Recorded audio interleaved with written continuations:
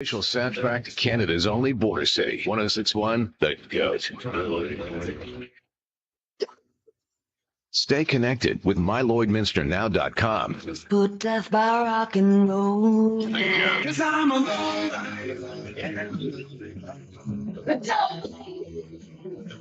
Lloydminster legend. I lived them all day. Everything that rocks. Time to rock.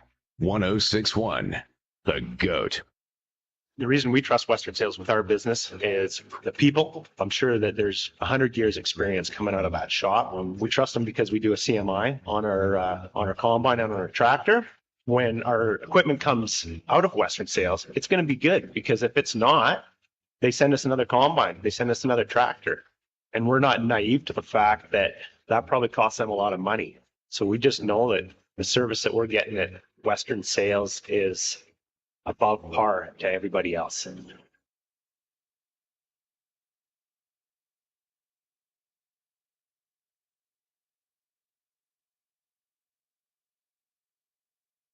Like people, businesses have their journey, their path, sometimes straight, but more often evolving, growing, and adapting to a changing world, creating the need for knowledge in areas like accounting, consulting, tax, technology, areas critical to your continued growth and success. All part of the journey, all part of what we do together with you. Because your success is the destination. MNP, wherever business takes you.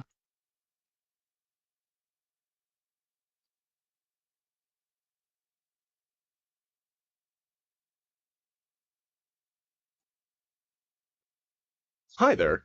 I'm Joseph Rosenberg, the Contact Center Manager for Utility Safety Partners, and we're very proud to be a sponsor of the Astec Safety Challenge. Now, when you're competing in a bonspiel, you gotta dig deep and uncover what's buried and plan each shot.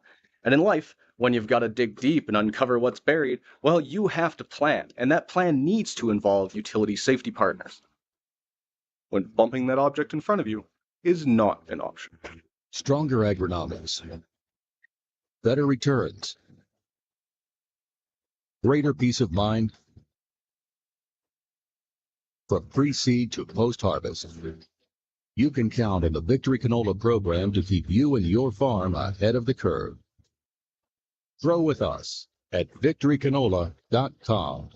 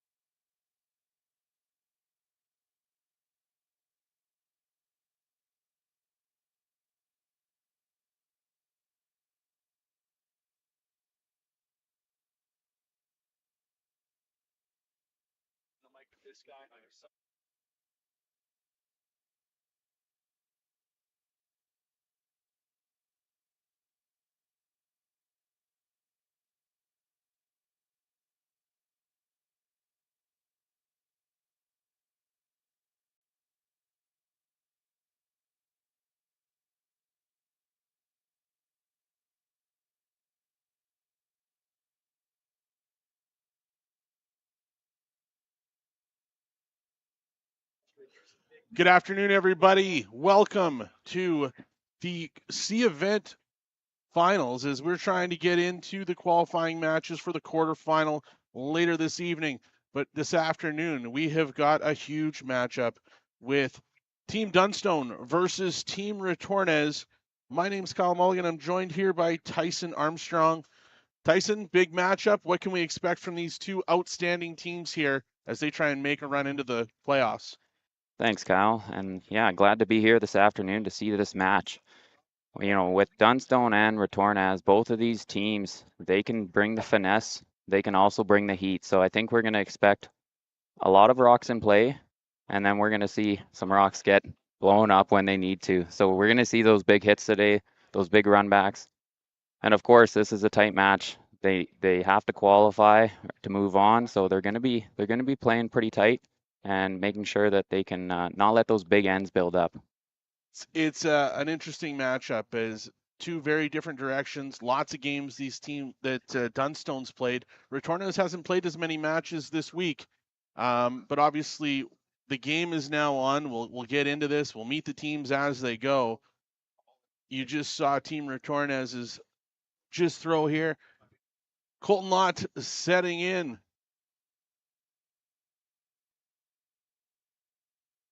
Colton Lott with his second stone of the first end.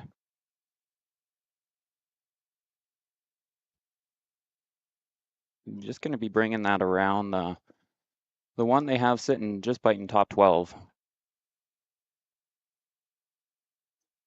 Team Retornaz with the hammer here in the first. For you, Tice, when you're playing competitive, do you want the hammer in the first, or you're hoping to get it back, or hoping to have it in the even ends instead of the odd? Yeah, absolutely. I mean, you always want that hammer the first end. You control the game with that hammer, and if you can capitalize and get your deuce in the first end, that's perfect. If not, you can play it safe, get the blank, and take the hammer going into the even ends. Absolutely. Sebastiano Armand stepping in for his second shot. Looks like we're going to get a peel here.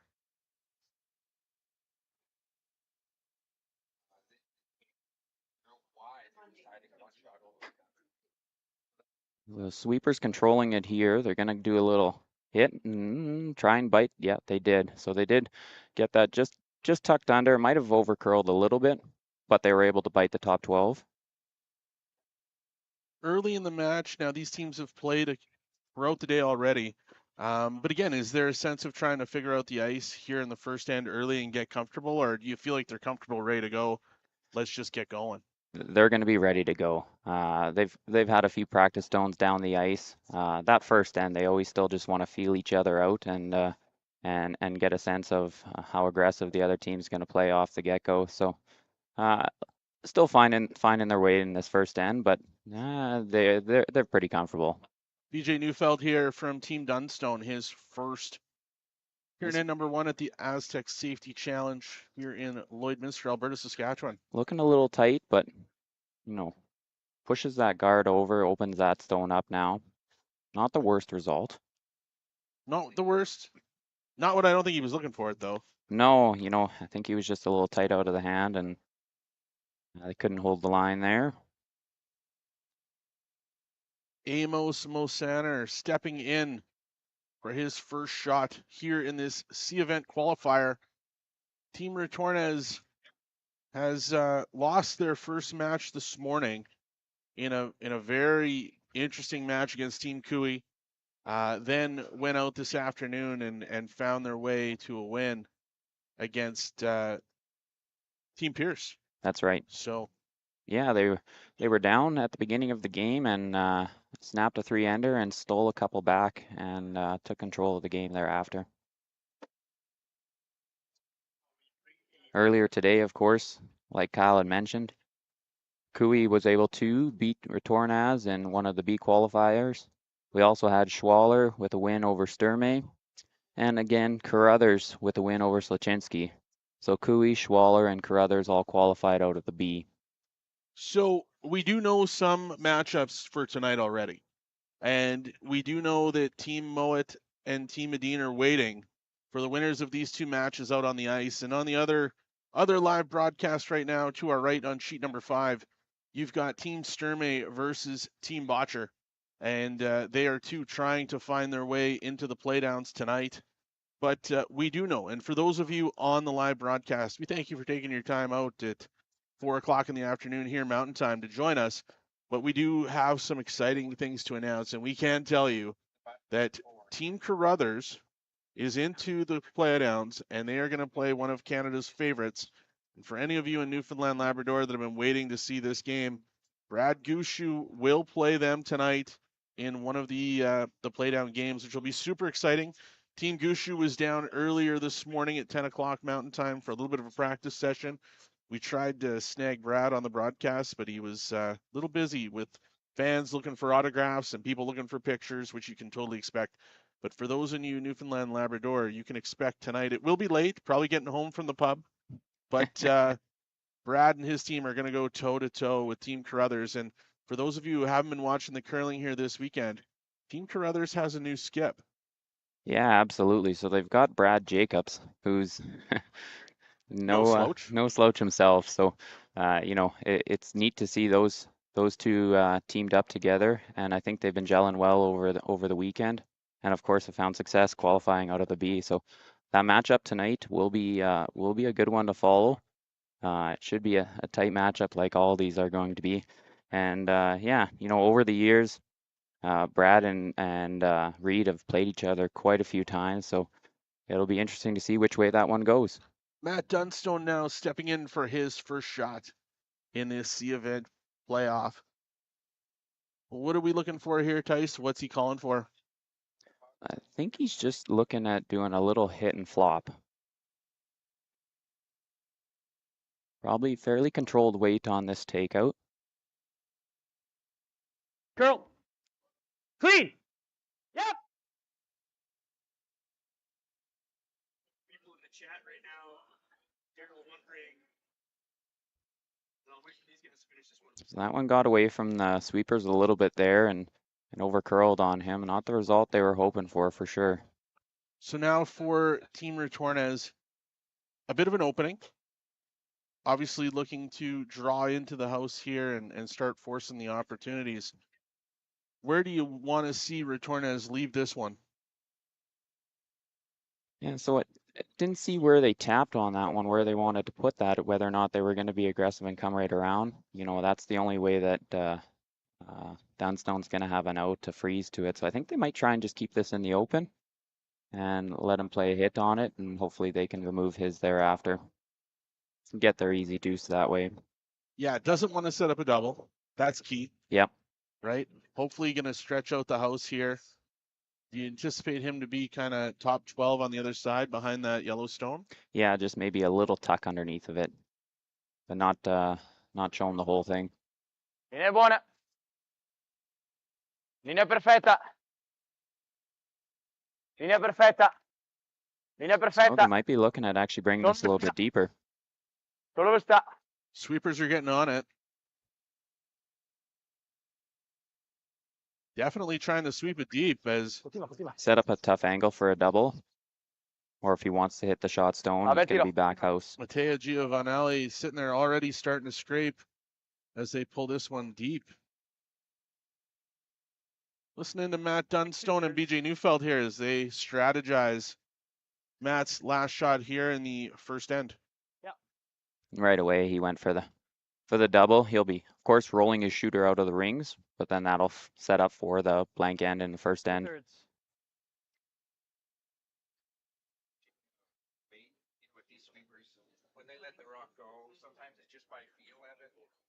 I presume he'll be having decent weight on this one, maybe a little bit of an up weight in order to make sure that if that does stuff on that back one, it gets spinning off. That other one is back house, so it doesn't have far to roll out, make that double.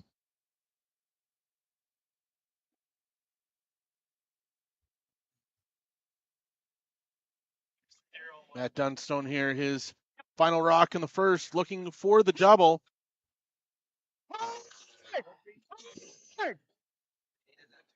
Oh, nicely done.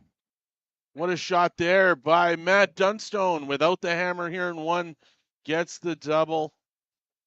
A routine shot for him. Absolutely. Now as we get ready for the final rock from Team Retornaz, obviously looking to throw this one away. So maybe this is a good time too to talk, Evan, about directionless sweeping. Yeah. These elite athletes and sweepers, and a good example is the Italian team, known by many maybe to be the best sweepers in the world. So at the end of the first end, we get a blank, a dreaded blank. I hate the blank. You guys, you competitive curlers, you use them when you need to. But at the end of one, Team Retornaz will retain the hammer as they will go against Team Dunstone and get a new strategy for the second end. We'll take a moment here to thank a few of our sponsors. If they need that rock to be straighter, where Ben Hebert is on the right side of the rock, then that actually can straighten out that rock a lot. So for our sponsors that we currently have here at the Astec Safety Challenge, our presenting sponsor, Wild Rose Pump and Compression, Utility Safety Partners, It's Time Promotions, Musgrave Agencies, sponsor of the VIP Lounge, MNP, Arby's Fan Zone, L&L Oilfield, Fountain Tire, Canadian Angus, Boundary Ford, the Lloydminster Exhibition Association, Bar Engineering, Industrial Scientific, the Tent Guys, Jason Arden and Associates and Cooperators, Velocity Truck Centers, Strathcona Resources, Bandit Energy, T-Bar 1, Kelro Pump and Mechanical, Vexen Construction, RL Electric Motor Rewinding, the Synergy Credit Union, the Gold Horse Casino, our media sponsors, the GOAT 1061 The GOAT, Host Hotel, the Border Inn and Suites, obviously the host, the Lloydminster Curling Club, and the City of Lloydminster. Events like this don't happen, Tyson, without great sponsorship, and we thank them very much for the opportunity for us to host this event here in Lloydminster. It's amazing to see that long list of sponsors, and a huge shout out to them. They've been great in supporting this event and coming down and enjoying the games, watching themselves. So after a blank team, Retornaz retains hammer. What did you see out of that first end that we need to change so we can get some offense here in the second end, Tice? Yeah, so, just getting a few more guards in play, and that's what they've done here on the first couple. They've got the center guard up by Dunstone, and Retornaz has put up the corner guard. So we're looking like we might get a little bit more junk in play and see a few more rocks in the rings a little bit longer into that end. So as a guy who's played a lot of competitive curling, young junior, you look up at the board, at the wall, and you see these banners, and I see Tyson Armstrong, playing in these competitive events. It's interesting with some of the new rule changes. Do you feel with the tick zone and now playing with a 5 rock rule, has it changed the way you as a competitive player look and strategize the game? You bet. Yeah, no, it definitely adds a different element to the game. Of course, when they expanded things and went to the 5 rock rule, that changed the game. But adding that no tick rule, that allows that team who needs to steal to set up those center guards and not have them removed or pushed around. Really changes how many rocks you can get in play early into the end and last a little bit longer there. Of course, wait until the 6th stone to remove them. So it's a nice little change. I think there's maybe some mixed reactions with the teams on the competitive tours, but overall it does provide for a little bit more on the fan experience, having a few more rocks into the rings and less of just the clearing things out early on. Matteo Giovanella with his second shot here in the second end. Just a little deeper than what he was hoping for there. Maybe just catching him up. Usually the second end is a time when the ice will just start to keen up a little bit more compared to that first end. So that might have just caught him a little bit off guard on that one. Slid about probably 4 feet deeper than what he was hoping for. Colton Lott here from Team Dunstone with his first. Looking like a board weight peel, wanting to stick around in the rings. Clean. Whoa. Clean. Clean. Whoa. Clean. Go. Roll over a little bit in front of that red rock. They got to get this one to go. Like they got a small piece, but not enough. So then maybe just something on the line call there that just we're hoping that it was going to move a little bit more earlier, and it didn't. So for those of you watching the event online, we'd love to know where you're tuning in from. We're sitting here watching the chat. If any of you have any analytical questions you're looking for answers for, make sure you ask Tyson. Don't ask me.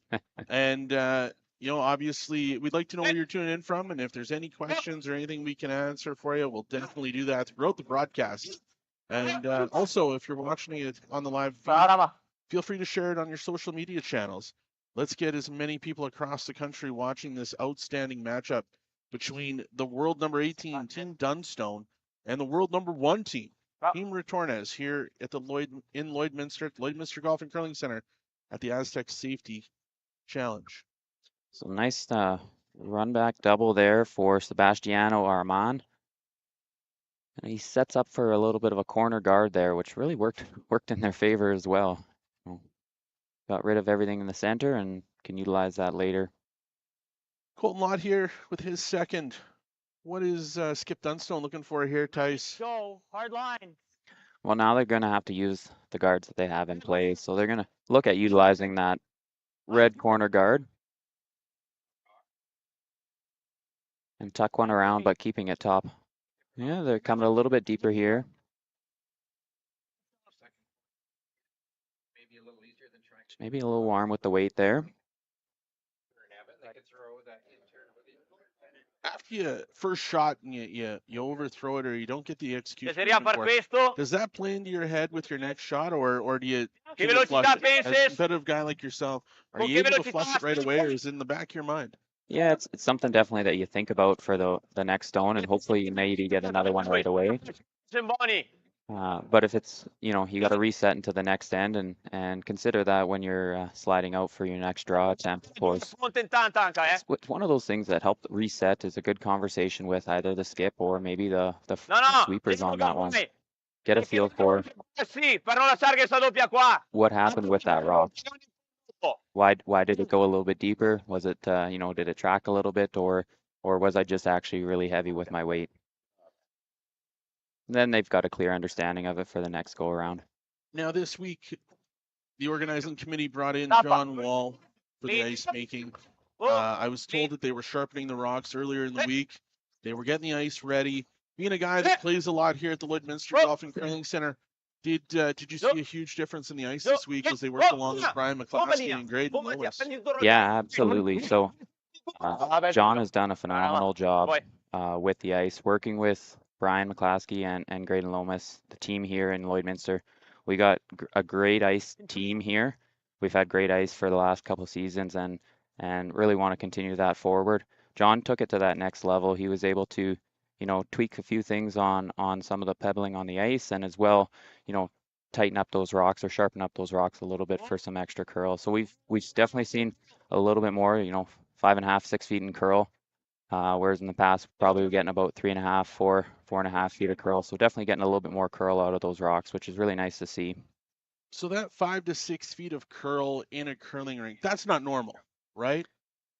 Yeah, so for club curling rinks, you wouldn't see that. That's usually, when ice is made for arena ice, for some of those top events, those Grand Slam events, those Briars, the Scotties, that's when you see that bigger swing on the ice. And for club curling, you don't get that a lot.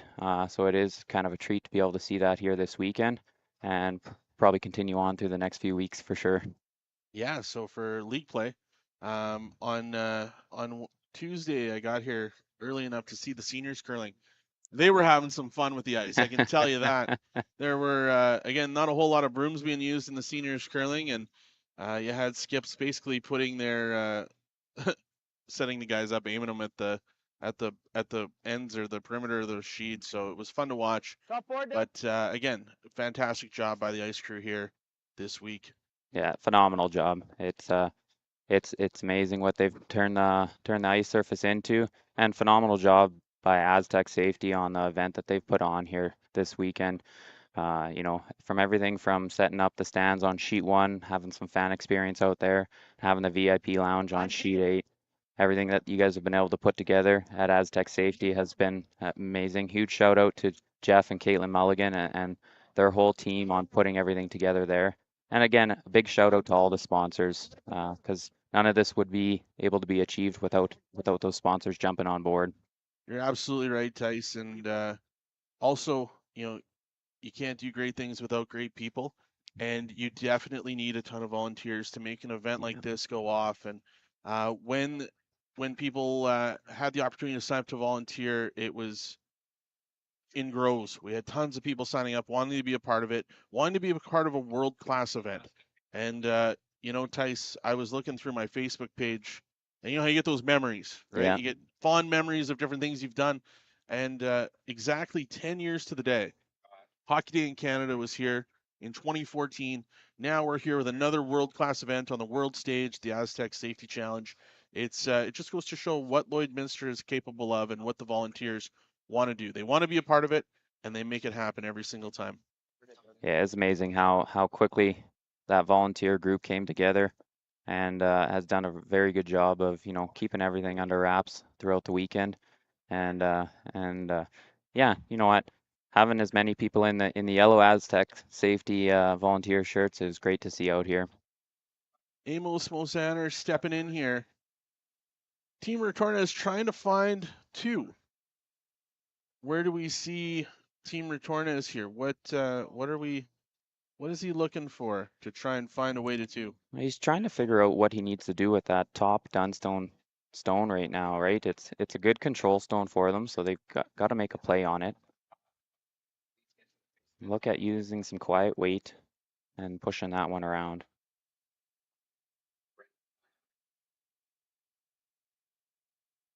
For these guys, this shot looks easy. For the average guy, finding this across the face and pumping it through that back port without rattling and is not easy. No, it is not. You know, finding the right weight, being comfortable throwing that weight, and of course judging that line. They missed the line call a little bit on that one, but we're able to remove the stone, so they accomplished one of the 2 goals there on that shot. So Dunstone without hammer here in the second obviously wants to make life difficult here on Retornaz, trying to force him to 1 to get the hammer back. Pretty close to draw to the button here. He's going to be looking at bringing this right down towards that that I'd 15-8 on number me. 1 counter there for Team Retornaz, sitting just on the edge of the 4-foot. 35-40. Yeah. Hit. Top 4. Top 4, you heard it there from Matt Dunstone, wants top 4.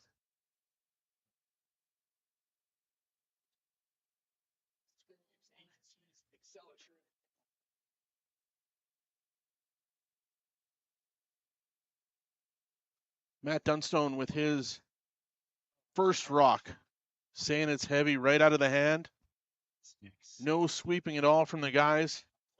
Need something to dig in here. Get back 8.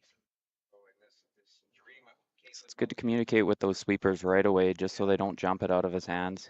They saw a little bit of an extra push on it, so didn't want to oversweep it. It's just that little bit, about a foot extra weight, and that was all it was. A little chap off, and it allows Retornaz now the opportunity to hit and roll away or hit and flop under and get a couple buried.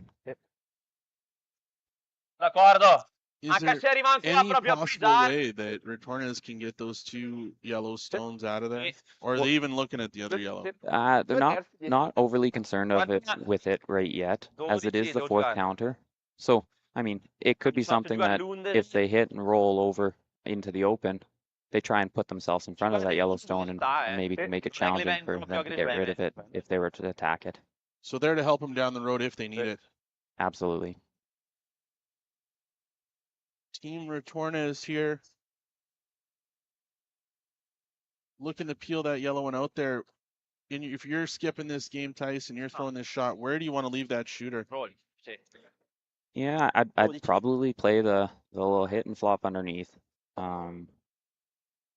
You know, you get 2 tucked underneath there. Matt is going to try and freeze a corner to them again. But if you've got 2 underneath there, he might be too high with his corner freeze to be even up counting them. So it's going to be a tricky shot for Matt if he hits and rolls under here. Retornaz, his first shot. 2. Back and forth with sweep here. Got to be close. Roll it. Got the roll. Oh, nice shot. Great execution by Very nice. world number 1. He's now sitting 1, 2, and 3. Catch a replay here on that for everyone. You can see the guard up top there, and he rolls underneath of it. So no shot really for him to remove those 2 stones. Instead, he's going to have to either try and corner to them or maybe even tuck around behind them. Starting to get some comments on the live chat. We've got people reaching out from Newfoundland. Good afternoon or good evening to you guys out there. And Ajax, Ontario tuning in. Obviously, lots of interest across the country as these guys are getting prepared for obviously a big event here, but an even bigger event next week in Red Deer, Alberta, as another Grand Slam rolls around. And the Retornaz team, 3 in a row. Yeah, so they're looking to accomplish a cool feat of making it 4 straight. They've been dominant this year with those slam events, and it'll be pretty cool to see what they can do next weekend at that event there. I think we ought to hope it spins off. 7/8 high is perfect. Team Dunstone here with his last rock here in 2. What do you do to clean up a little bit of this mess and limit the damage? So it looks like he's going for the run back here. You can run that back and clean up 2 of those stones and roll that guard out as well. And then that'll just leave a draw for Retornaz for his 2. Big shot for Matt Dunstone. Needs to move some red rocks out of the rings. And here we go. Rock is out of his hands and going.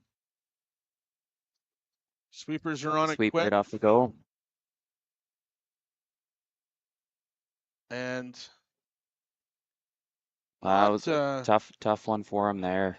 not the shot that Matt Dunstone was looking for as he has left the door open. The sweepers picked that up right away. Absolutely. An open draw for 4 here in the second end. I guess that's why you blanked the first, hey, Tice? Yeah, you take that hammer coming into the second, and they capitalize, or about to capitalize on that with a big 4 in the second end.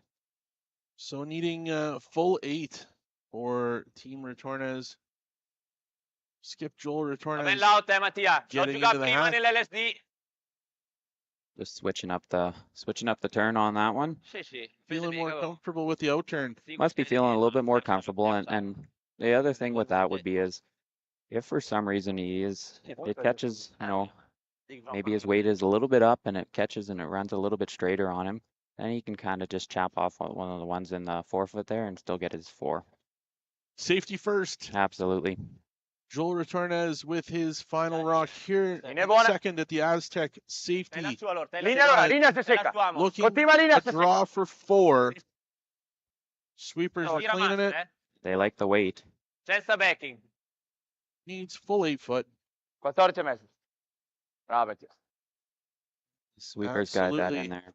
No problem there for Team Retornaz as they get 4 in the second end. At the end of 2, Retornaz 4, Dunstone no score. We'll take a moment to play some commercials for our sponsors here at the Astec Safety Challenge in Lloydminster, Alberta, Saskatchewan.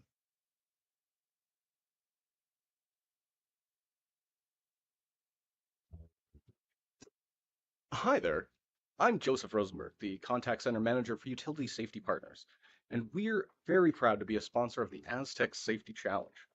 Now, when you're competing in a bond spiel, you gotta dig deep and uncover what's buried and plan each shot. And in life, when you've gotta dig deep and uncover what's buried, well, you have to plan, and that plan needs to involve utility safety partners. When bumping that object in front of you is not an option.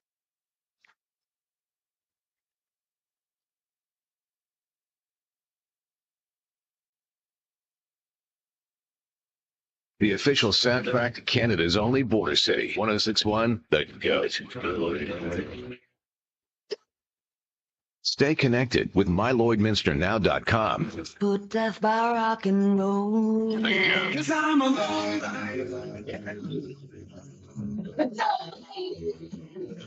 A Lloydminster legend. I listened all day. Everything that rocks. Time to rock. 1061, The Goat.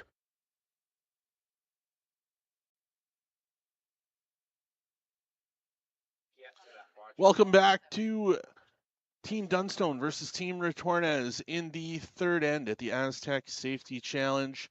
I am joined by an extremely special guest from Team Goskins, the second, Jaap van Dorp. Welcome to the broadcast. How are you doing today? Thanks very much. I'm doing very well. How has, obviously, not the result you guys were hoping for over the course of the week, but taking the opportunity to come up and join us, do a little color commentary. How has your experience been with your team this week here at the Astec Safety Challenge? Well, it's been a great event for sure. We really enjoy being here, and of course, as top level athletes, you really want to win, and we didn't really do that as much as we would have liked this week. So, of course, disappointed about that. But the event's been amazing. Organization has been great. Fans have been really nice. The atmosphere is just fantastic, and yeah, really enjoyed being a Lloyd. Fantastic. And all the way from the Netherlands, for those of you on the broadcast, if you have any questions that you want to ask Jap, please put them into the chat. I'll make sure I ask them here. We're going to get him to provide some great color commentary and some strategy on what these guys are up to on the ice. But for everyone at home, obviously not the result you guys wanted, but unbelievable experience to play against some of the top teams in the world. Yeah, for sure. Yeah, the field is really good in this event, and that's what you're really looking for if you play these kind of tournaments.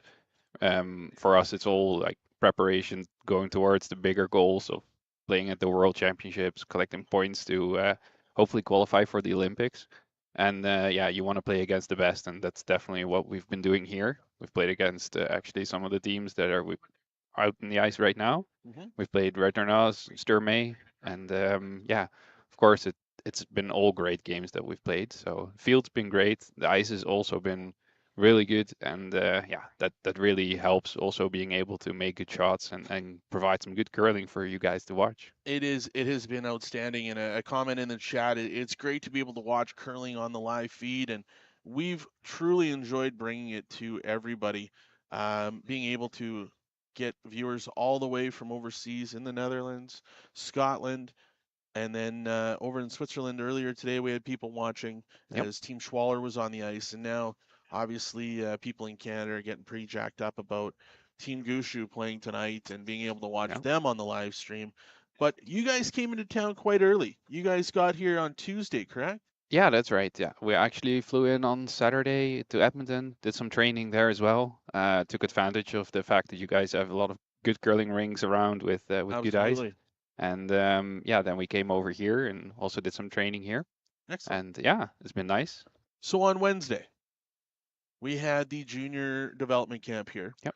And your whole team was here. That's right. What kind of experience was that for you guys, getting out with all those junior curlers, being able to share some of your knowledge? What did you enjoy most about that afternoon?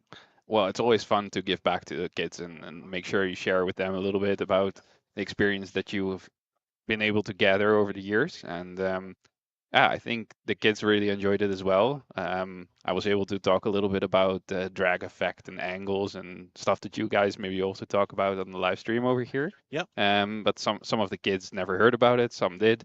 So it's always good to teach them something, but mainly just give them some enthusiasm by being able to share the fact that a top level athlete that they see on TV is there to share something with them. And Team Botcher was organizing the whole thing. It's always great for those kids to see their role models in real life and really get inspired by that. And we hope that we contribute to that a little bit as well. And yeah, hopefully the kids will continue to curl and perhaps even get to this level themselves. There was a ton of smiles, a lot of happy kids.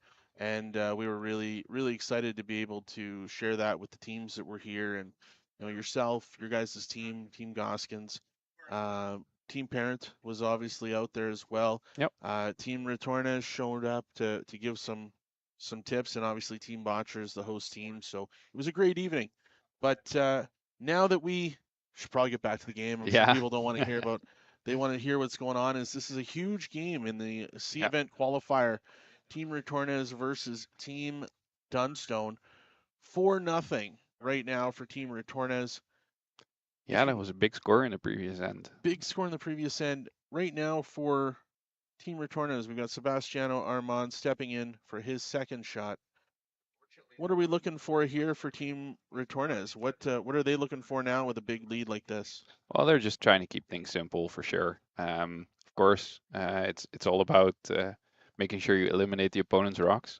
And they're even just playing a big weight here, trying to get rid of the yellow one that Dunstone just froze on top of the reds. Actually, just chipped the red one and see on the replay here. A little bit of a redirect, so it didn't quite remove it.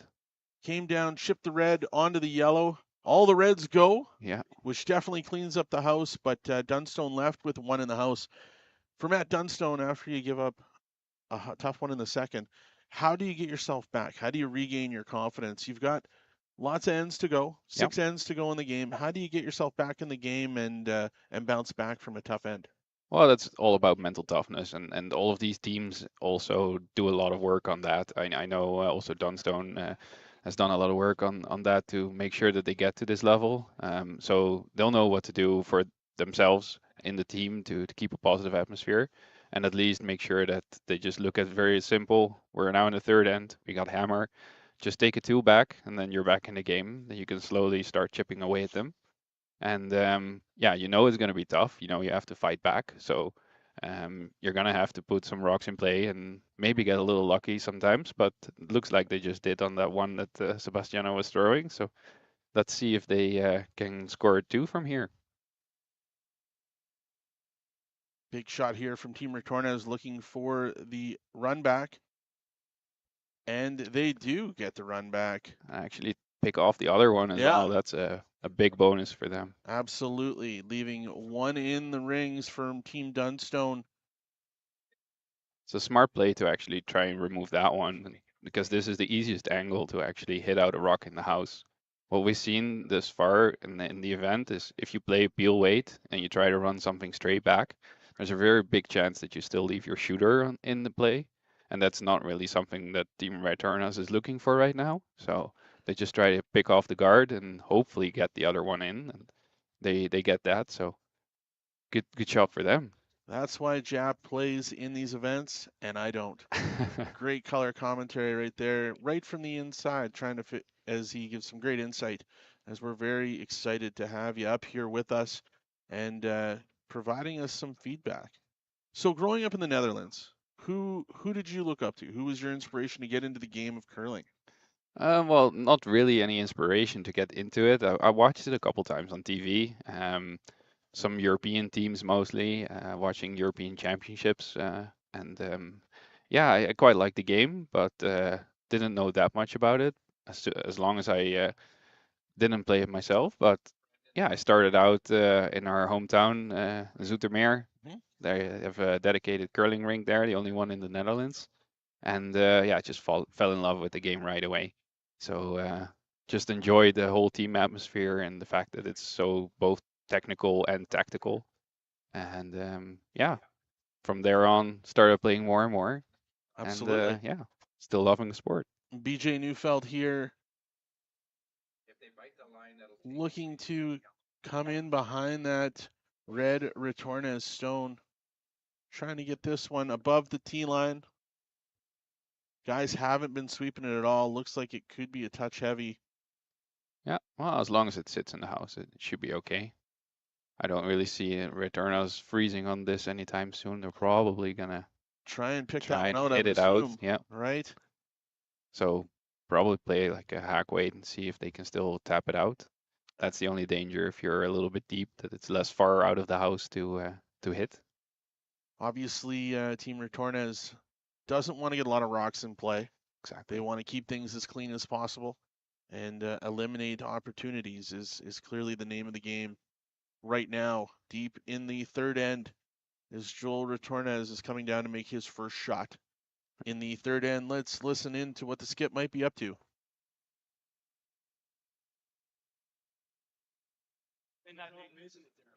Sì, sì, la che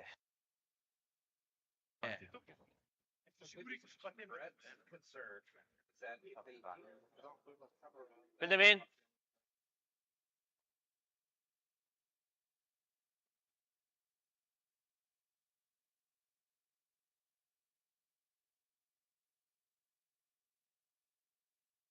Really wanting to keep things clean here, looking to run his own guard back onto the yellow. Oh, oh, oh, no again. But ends up peeling his guard. Yep. Amos Massaner on that quite a bit to try and hold it straight, but just overcurled. But not too bad of a result for them.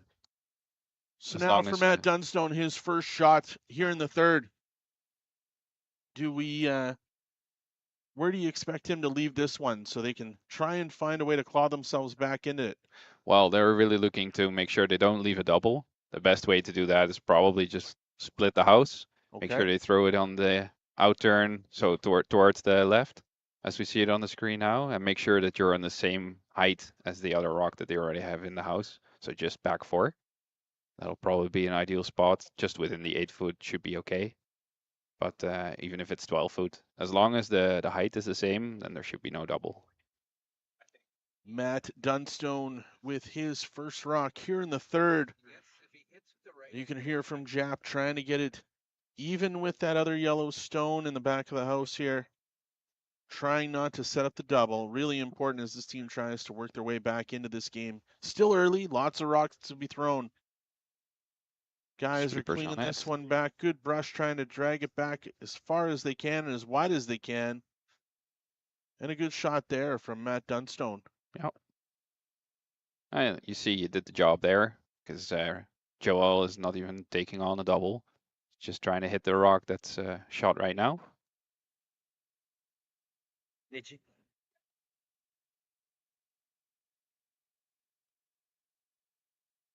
Looking to peel this one out, Joel Retornaz with his last rock here in the third end. He'll probably try to still even stick around with this shot rock and make Matt Dunstone throw a hit on his last as well. Yep. Of course, fully expecting him to make it, but at least it's another challenge.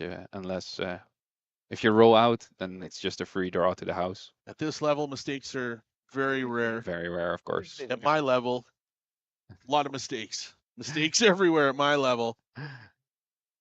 We'll see what Matt and BJ looking to Is it gonna curl like my control waiter did in the first? looking to find the hit on this one and stick for 2. Okay. Yeah, nice bit of communication just to reassure that they're putting the broom down at the right spot. Giving some confidence for Matt to throw his last and make sure they're getting the nose hit. Matt with his last shot here in the third, looking to hit and stick for 2. Needs this to get his team back on track.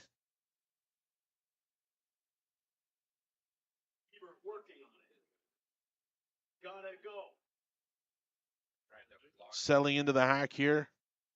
Getting ready to throw.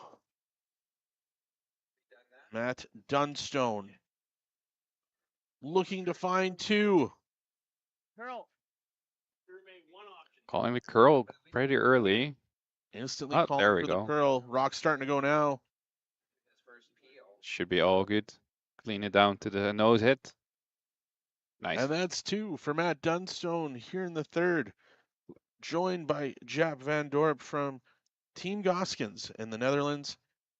One last question for you before you go over to the other game. I know Yep. Daryl and Evan are looking forward to getting you over there. What's next for the team? Where are you guys heading next, and what are you looking for?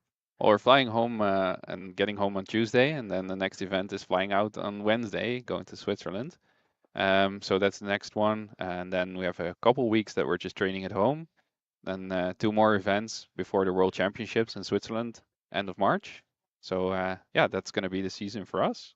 Do you have any room in your bag for me? I could go to Switzerland. I'll be there. I can stretch you guys out, whatever you need, and get you back in. But thank you very much for taking the time to join us up here for an end. And I know these guys over here are looking forward to getting you so you can give some insight on Team Botcher and Team Sturmey. Yeah, we'll do that as well. Thank you to you and your entire team for taking the time to volunteer, be a part of the junior event, be a part of this spiel, and coming up here and sharing some time and giving us a great color commentary. Yeah, of during course. This game. Anytime. One more remark from my side as the last time. I really also enjoy the live stream that you guys put up. Thanks for doing all the commentating and all of the camera work. The fans and family back home also really enjoyed it, I heard. So thank you very much for that. Thank you very much, Jap. We appreciate it. That's Jap Van Dorp from Team Goskins signing off, moving over to the other streams. If you want to hear some great analysis, tune on into that other game. Thank you very much. Thanks.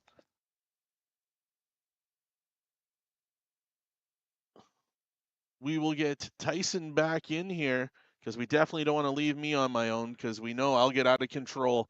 So we'll get Tyson back, hopefully. as he can help out as we get back to the fourth end here. Matt Dunstone was able to find Tyson, get his team back on the board, but does lose Hammer moving forward into the fourth end. Good end for Dunstone. Little confidence back. How do you now? What do you do? Are you trying to force Retornaz to get the hammer back, or are you trying to steal now? Rebound after that. That was awesome just to get that 2 back right after getting 4 scored against yourself. They've done the first task at hand and now focusing on this end. Yeah, absolutely. They're going to be going hard for a steal. They would like to go into that fourth end break only being down 1, and things can really turn around thereafter for them. So I'm quite certain they'll be trying hard for the steal here and kind of junking things up here. Couple comments out there on the live stream. Great to be able to watch curling. Thank you. Hey, we're happy to provide it. It's been a blast to be on the live cast and to have these games being broadcasted. And then thank you for the live stream. Another year, we would love to be there in person. And we would love to have you here in Lloydminster, but I'll remind you, it was minus 53 with the wind chill this morning. So hopefully next year when we have the second annual Astec Safety Challenge, you're able to be here and you can enjoy it. So thank you very much for the comments. If anyone has any other questions, you're wondering what's going on, anything we can provide, we're happy to do it. Love to know where you're tuning in from, so please throw that into the chat as well, as we've got a great battle between Team Retornaz and Team Dunstone, as they are in a battle. 4-2 for Team Retornaz. Tyson's got the clock out. What are you seeing? Are we seeing the ice slowing up a little bit, or is it getting faster? This draw right here, back 8, it was 14-3 on the hog to hog.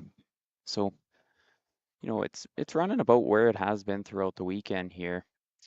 Things on this sheet maybe a little bit straighter as compared with yesterday, but with that colder weather that we have out here today, like Kyle was mentioning, colder weather, it's going to be a little bit straighter during these games here today. And as there's less and less teams out on the ice, that'll also change the air temperature a little bit. So we're still got decent amount of curl, 3.5, 4 feet, but just kind of adapting to that and changing to that on their draws and adjusting on their takeouts as well. Colton Lott here with his shot here in the fourth end. Haven't touched this one yet. Line's good. Okay, still room. Saying the line is good, right where they want it. Now they're going to get on it here at the end. Going to try and just let this walk in and sit on the corner. It's a pretty good shot there. I had 14 for. Team Retornaz now. Obviously, they don't want to relax play.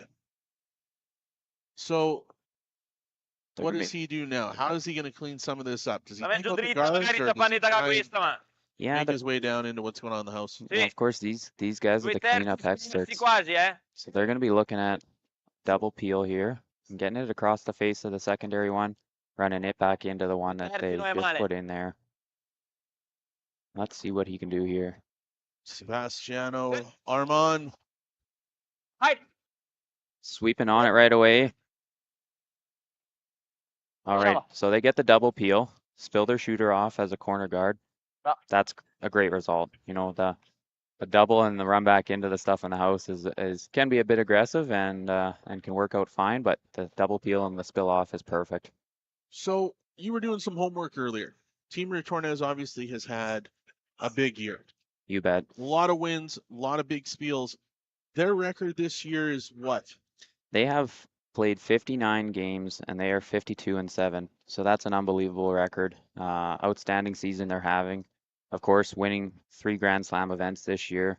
They've got 4 Grand Slam titles under their belt as well. So they've won a back-to-back Masters in 22 and 2023. Of course, winning the Tour Challenge this year and the National as well this year. They're going to be looking forward to, they're going to be hosting the 2026 Winter Olympics. So they're going to be getting excited for that. And you know what? They're going to be the squad to beat at the Olympics. So I know as they're approaching that, their country's going to be getting excited about curling and excited about their play. So this is their 60th game of the year. Yeah. That is, not in 2024. This combined 23 and 24. But 60 games so far this year at this kind of level. What kind of wear and tear does that have on your body as a competitive curler, trying to be mentally in it 60 games a year and physically in it? Yeah, you're never gonna have that perfect game every game. So those teams know that, and they've had a couple games this weekend where maybe things didn't go their way, and they just took some time afterwards, regroup, figure out what went wrong, and then bounce back and get a win thereafter. So these teams as well work out quite a bit and keep their bodies in great shape. So, they're also focusing on that and making sure that that's kept at 100%. And again this morning, Team Retornaz's vehicle didn't start. So, we got a phone call this morning, the organizing committee saying these guys need a ride. Does that play into their first game this morning at all? Or does it not phase guys like this? Stuff happens like that all the time. I'm sure it's probably something, they're going to have little kinks along the way that happened during the season that's going to throw them for a bit of a curve before a game here or there. Might have been the first time that they haven't had a car start for them, but with the cold weather that we're having here, I think they handled it okay, and they were able to bounce back from that. Yeah, obviously getting a big win against Team Pierce in the 12 o'clock draw to get themselves into this matchup against Team Dunstone. Sebas, then we Amos Mozart right there with the shot, clearing up the guard, clearing things up. Matt Dunstone now trying to find a way to create some offense without the hammer here in 4. How many more stones? Well, yeah. You're supposed to be the accountant. No, I was just gonna say, how many more stones does he go with a guard? And that's what he's looking at now, is putting one back 8, freezing on the one that's just biting the back 8. Like Matt had said there, any up front just leaves him an opportunity for a double, whereas he can draw back to the one back 8. Retornaz can smash the front 2, and then Matt can work on something from there. BJ Neufeld here, settling in for his second shot in the 4th end here at the Astec Safety Challenge. Good line. Presented by Wild Rose Pump and Compression. Hit a room. Room. Sounds like the line is good. Now it's all about the weight. Room. Always Colts. The sweepers feel like it's there. Starting to come down here. Be all the way to it. Wants to get it all the way. Starting to grind. Hard brush here from Colton Lott, trying to get it there. Oh, good sweep. Good sweep to get there. Does he want that one touching? Yeah, ideally it would just be right frozen to it. They got her nice and close. See where they left those angles. Yeah, it'll be close for catching that on the way by, whether or not it drives by or not. That's real color commentary, folks. Guys looking at the angle. He's got his stopwatch out. I can tell you I don't. But I like Tyson Armstrong, who's played a ton of competitive events in his own right, and providing some outstanding insight on what these guys are thinking about, how this game's played at such a high level, having competed here this week against some of these great teams. Is that obviously the highlight of your year, Tice, or do you have any more Bonspiels coming up? Yeah, no Bonspiels on the competitive tour. I'll have a Oilman's Bonspiel locally here in Lloydminster coming up in March, and of course helping run the Viv Backer Junior Bonspiel here the first weekend of February for any junior curlers out there who are looking at entering a Bonspiel. That'll be February 2nd to 4th. It's there's 2 divisions, under 20 and 20 and under and 14 and under. Lots of prizes and a great event for kids to come out, learn curling, and enjoy a fun competitive or recreational atmosphere. So, what got you into the game, Tice? Being a young guy growing up in Lloydminster, where it always seems like hockey's king in Canada, but the curling club has been vibrant for a long, long time. I lived in Lloydminster for a long time myself. Spent a lot of time in this building. Not as much on the curling ice. I was a little bit more on the grass. What drew you to the game? What brought you in and got you up to the competitive level that you're playing now? Yeah, so similar to yourself, I grew up golfing quite a bit as well. Absolutely. But mom and dad showing me curling as well. So being from a curling family, I was involved in it pretty quickly at an early age, starting at age 8 and continuing on up until now. I also did play hockey all the way up until grade 9, I think it was. And eventually you reach a point where you can't play the two together and you got to make that decision. Not at a high level. Not at a high level, no. Definitely not at a high level for the hockey. I enjoyed it for sure, but I chose the curling, and the team of 4 was much funner to work with and easier to manage, I found. So I really enjoyed curling career and what it can bring me for the future as well. Curling, again, much like golf, game you can do forever. There's a social side to it. There's the competitive side to it, as you had this week. A real cool moment when you guys came out on the ice for your first game, playing out on sheet 2, and you got the opportunity to play with your older brother Ryan, who I've gone to battle with on the golf course. Absolutely, yeah. But tell me what it's like to come out here and play with your team. Yeah, that was pretty neat. Dad and I have curled together over the years. We get to curl together for the Women's Bonspiel every year, and we really enjoy that. And you know what? It's been a few years since the 3 of us have got to curl together. So we curled Northern Playdowns in 2020, right before kind of the world kind of shut down there for a bit. And we've played some other competition in the past. In Saskatchewan, we did some playdowns in the past with him as well. So it is nice to be able to get together and curl with him, and as well with our lead Al. So we've curled with Al Demetrician for, I think it's been about 8 or 9 years, and he's been a great addition. Great, almost like another brother to us. So we've really enjoyed curling with him over the years, and it was a special weekend to be able to enjoy that with both my dad and brother as well. Yeah, and again, as we get a little bit older, you take for granted the opportunities that you have to play with your parents, and it was very cool to see your dad out playing with you guys, and you could see at the end of the third game that you guys had the smile on his face, the memories that were made, ones that you'll definitely know he'll remember, and to probably getting closer to the end of his real competitive games. So being able to share that with you and your brother Ryan, it was probably a very special moment for him. Yeah, absolutely. And I mean, it's something that was pretty neat for him to be able to circle back to the original event, the Wayside Classic. He had the ability to play in that back in the 90s and 2000s. So he curled it in, I know, at least a couple times. So he enjoyed curling against some of those top players back then. It was nice for him to be able to circle back and play in this event, the Astec Safety Challenge. Absolutely. As Matt Dunstone sets in for his first rock here in the 4th end, what is Matt trying to do without hammer? What's the next step here to try and get something to stick around? So right here, looks like he's trying to come in off the one in the 8-foot, play a double, and just sit right there. Believe that was the call. Matt Dunstone's first shot. Yep. Looking for the double red takeout and have it sit right on top of the button. Bringing the heat. 1, 2, boom. Tap, sit. Sitting 3, big shot from nice Matt shot by Matt. As he's going to put a little bit of pressure on Joel Retornaz. Non può sbagliare tanto, eh? No. So se... Che altro posso fare? Niente. No, che non è abbastanza completa. Matteo Giovanni and Joel Retornaz figuring out what the next step is here. And I apologize to anybody out there. I have no idea what they're saying in Italian. Tyson, I don't know if you're up on your Italian.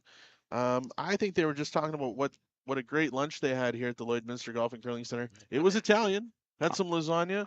So I think that's probably what they're talking about is they're getting ready to throw this rock. No, probably not. But again, Joel Retornaz stepping in here. Wanting to clean up some of these yellow rocks in the house. Lama. Hi. Sweeping hard for the curl here. Trying to keep this online. Gets jam. Okay, so, only get one of those yellows to go. Eliminated the back red as well. Opportunity here for Dunstone. Absolutely. Obviously wanting to steal, wanting to create some points for himself, but most importantly, trying to limit Joel Retornaz to 1 so he can get the hammer back and go at it here in N5. If this was you, Tice, obviously you got to get the red out, but where do you want your stone to roll? Yeah, you're probably roll. rolling a little bit into that yellow. Now, with Retornaz only having one shot left, is he better off to leave his shot right there on top and making Joel Retornaz have to draw for the full 4? You know, you could try and find, it's tough to actually hit that on the beak, right? That's going to jam on that back yellow. Yep. So they're going to have to try and hit that, you know, 3/4 to half stone on either side. It looks like they're going to be hitting it into half side on the right-hand side where we're looking at it here. And just come into that other yellow there. And then if he can sit right, just biting the 4-foot, it cuts down that surface area, that 4-foot area where Joel will have a chance to draw into for his single. Just making that draw a little bit more challenging. Last shot here for Matt Dunstone in 4. Looking to peel this red rock out of there and have his shooter stick around to make it tough on Retornaz to get one. Smidge out to start. Ryan Harnden, Colton Lott getting on it now. Here it comes. Trying to find it. They get it through. Very little roll. And they pop it out. Good shot there by Matt Dunstone. 2 very solid shots here. You see the replay? I was looking for that back. I was looking for that back. Now. Good shot there. Gets it through and out. Now, Joel Retornaz needs a full 4.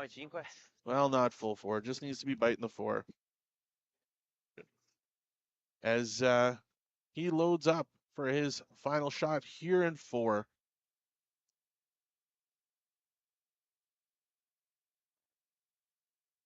Comfortable shot for him, Tice? Yeah, I mean, drawing's his bread and butter. He's that's why he's throwing the skip stone, so he feels pretty comfortable with this shot. Hitting 4-foot, my guess is he's going to come pretty close to right on the button. Guys are cleaning it here, making sure that nothing happens to it before it gets to the 4-foot. And it does. Joel Retornaz with the single here in 4 at the Astec Safety Challenge. We have a very interesting game as it's now 5-2 for Retornaz over Dunstone. We'll take a minute for a commercial break. Tyson and I signing off here for a minute. We'll be right back.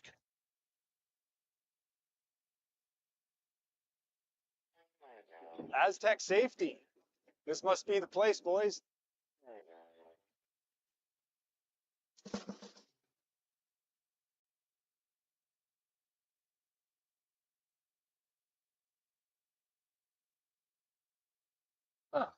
About right. Looks like this is where the engineers hang out. Nice spot.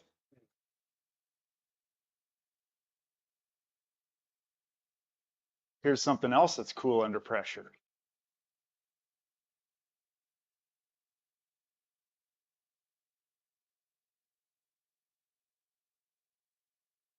Great tour, but where's our man Brett? I don't know. All right, normally he's bailing me out. Roll reversal, baby. There he is. Rescue mode. Putting out fires for these guys already.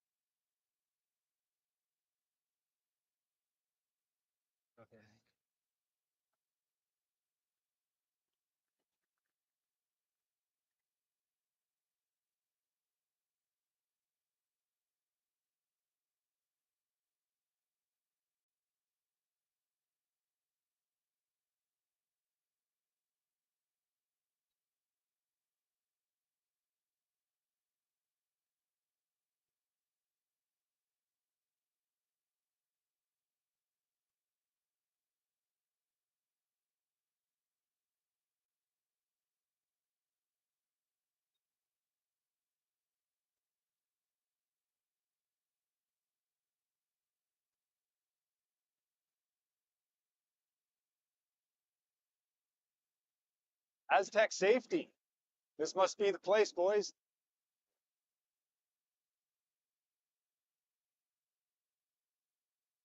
And after 4 ends here in this C event playoff, Team Retornaz sitting at 5, Team Dunstone with 2 as this end gets started. As we look over to sheet number 5 in the other qualifier, we have got Team Botcher versus Team Sturmey. I'm not sure what happened in their fourth end. Oh, they're just going into their fourth. They're just maybe. starting into it, yeah. Wow, Team Botcher a little slow, but if we look over, after 3, Botcher has stolen 3 ends in a row. 1 in the first, 2 in the second, 1 in the third, as they're up 4-0 on Team Sturmey. Looking for them to get back in the game, but Team Botcher had a rough start to the week. Loss in their first game on Thursday night, and then another loss on Friday. Found themselves down here in the C event, having to battle it out to get back to the playoffs. World number 2 team. Bit of a slip up off the get-go. Looks like they're starting to find their groove. Yeah, they're definitely finding their groove for sure. You know, all it takes is get that first win, and you kind of get rolling. And you know what? These top teams, how many of them we have here at this event, you're never going to come out of the A and the B event every weekend. So it's no surprise that some of those teams have slipped down to the C event, and they're going to be looking at qualifying here in this match. And yeah, anything can happen in the qualifiers, the quarterfinals here this evening. So they're rolling on this game right now and looking like they're in control of it. Each of the ends that I've been glancing over on. So world number 1 Team Retornaz playing here in the C event. World number 2 Team Botcher playing in the C event. Obviously not the path either team wanted to take to get to the promised land in the playoffs, but playing, is it better to be sitting all day like Team Gushu, Team Mowat haven't had a chance to play today? They did come and practice earlier. That's right. Or is it better to play your way in, right? These guys have played, they will have played 2 games already before they get into the game tonight. Is it better for them to play their way into tonight? Yeah, and it really depends on, how those teams are feeling, right? If they are they feeling a little run down, tired after quite a few more games, they might not be coming in with all that energy that those games or the teams that have been sitting will have. As well, you know what? If they're coming in with a little bit of momentum off after a big win, they might just jump in and start rolling in that first game in the quarters. So the teams who definitely, had that day off, a little bit more rest, can still have practice during the day. It's a bit of a coin toss on how they're all going to come out. But yeah, they're going to try and catch those teams who have been sitting for the day off guard in those quarterfinals for sure. Sebastiano Armand stepping in for his shot here in end number 5. We've got a bit of a mess starting to happen in front of the house. Where do you want this rock to lay out here for Team Retornaz? So he's looking at just following Team Dunstone and sitting on top of that yellow that was just drawn in. It's a beautiful shot there. Trying to navigate that port with the right weight and sit it right on the tee line on that yellow stone. So having hammer here in 5 for Matt Dunstone, he's obviously needs some offense here. He's okay with all these rocks being in play? I'm surprised that Retornaz wants to have this many rocks in play right now. Yeah, you could see if the angles don't start setting up right for them, they might look at, healing some stones or maybe opening it up. Depends on how late in the end it gets. Because all it takes is one nice draw really to sink one in there and put it in the right spot to turn things around for your team. So it looks like, oh, go ahead. Colton Lott here from Team Dunstone. Just a little chap off on that last draw there. He's going to look at capitalizing and getting to the inside of that red stone. Try and flip this undercover if he can. They're going to look at carving this over here now. Sweepers on it. Neufeld's. Oh yeah, that's a nice shot. Really nice shot there by Colton Lott. Getting the soft tap back, leaving some backing there for their team, which is important down the road, but gets a nice little pop back to be sitting 2 right now, putting some heat on Team Retornaz. As Amos Mosaner steps in for his first shot, where do you want to go here now as you're looking at an opportunity that you want to take away from Team Dunstone? Yeah, they're starting to not feel comfortable with how this end is setting up. So they're going to look at trying to get rid of those 2 yellows here. Feel that one across the face from the other. Catching it thin. Does it get it? Oh, not. Got one. Got one. Didn't get enough of that second one to get it spinning off that back red. Bump that yellow one back, though, a little bit, creating a little bit more room in the back of that house. You bet. Gotta be this, eh? Now Matt Dunstone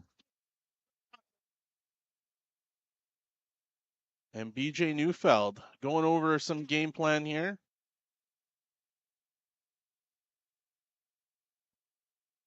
Wanting this to come into the house. Is he wanting to put this one a little bit more top 4, or is he wanting to bring this right to the button? Where do you think this wants to finish, Tice? He's going to be wanting to tuck that around those 2 centers as much as he can. Maybe show them a little bit of a piece of it. Won't be able to get her fully buried, but else it might get a bit deep then. BJ Neufeld with his first shot here in 5. Looking to find the port, which they are right now.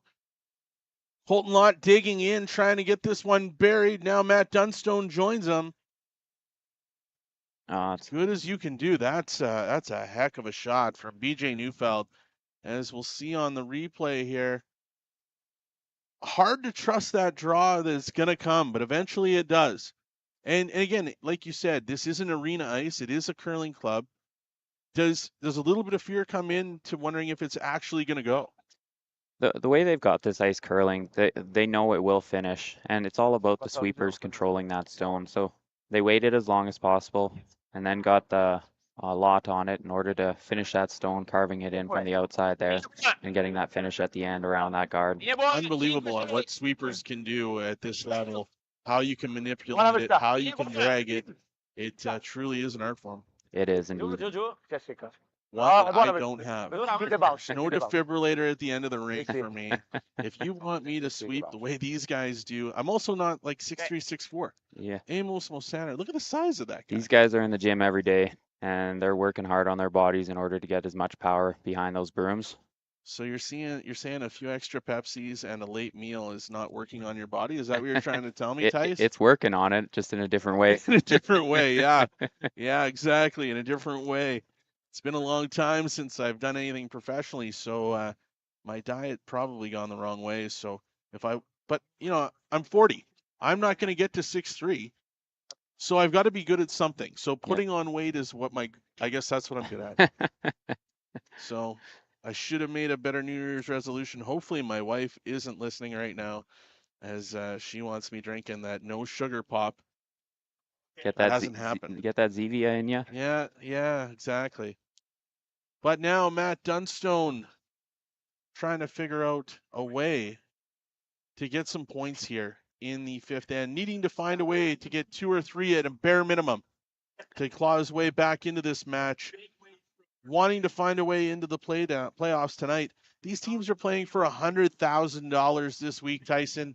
What does that mean to these guys when you look at the events throughout the year on the World Curling Tour? One of the highest purses these guys are going to play for all year outside of a Grand Slam.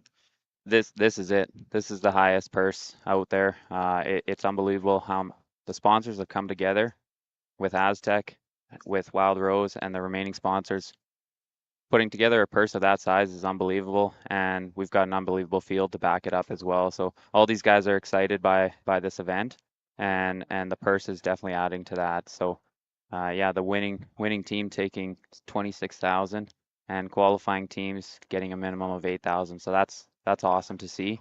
So the money is important, right? Yes. We all love money. Mhm. I haven't met anybody in a competitive sport that doesn't like to win money. But these guys come together for a 4-year term because the ultimate goal is to play in the Olympic Games. And in 2026, obviously Team Retornaz, we know will be there in Italy. And we know that Team Adine will probably be there from Sweden. But for the teams in Canada, when you come together and you form these new teams, obviously the main goal is obviously the Olympic trials, which isn't too far away. Yeah, and of course they're going to be using those 4 years in order to form that team and find the best success over those years, and finding when they need to gel really well in order to accomplish that goal of reaching the Olympics through the trials. So it's a bit of hitting their stride at the right time, as well as keeping competitive over that 4-year time period. BJ Neufeld here with his second in end number 5, looking to find that port. As they do find it now, they're trying to drag this in just to sit second shot rock, and it does. Really good weight there by BJ Neufeld. So that it was a good stone. It was just a shade deeper than what they were hoping for. So maybe about a foot deep. They were hoping for it to just curl a little bit more and sit on the corner of that yellow. This does give the Italian team the opportunity to bump that stone back and maybe corner to that yellow that is shot stone. So giving them a little bit of an out here. Let's see what they plan to do. Just a comment on the chat. PEI watching from Florida. Well, gee, no invite for Tyson and I to come down to Florida. We'd definitely be willing to come, but we're glad that you're tuning in down in Florida. Obviously, 7:30, probably just finished a wonderful meal. Tuning into some curling action here live on the YouTube channel. For those of you that are watching online, if you have any questions out of the 328 people listening to us, if there's anything that you have, any questions you're wondering, obviously many people tuning in on the curling zone right now, and we'll get a number on that. But if you have any questions, any comments, anything you're wondering, please throw it into the chat. We'll be happy to answer anything that we possibly can here. I think we should. Tice, that's a great idea. We're going to check into some of the comments on the curling zone, and if you have any questions there, we'll answer them. Joel Retornaz getting ready for his shot here. His last shot. Trying to eliminate some options for Matt Dunstone to score. Sweepers now trying to bring this one into the house.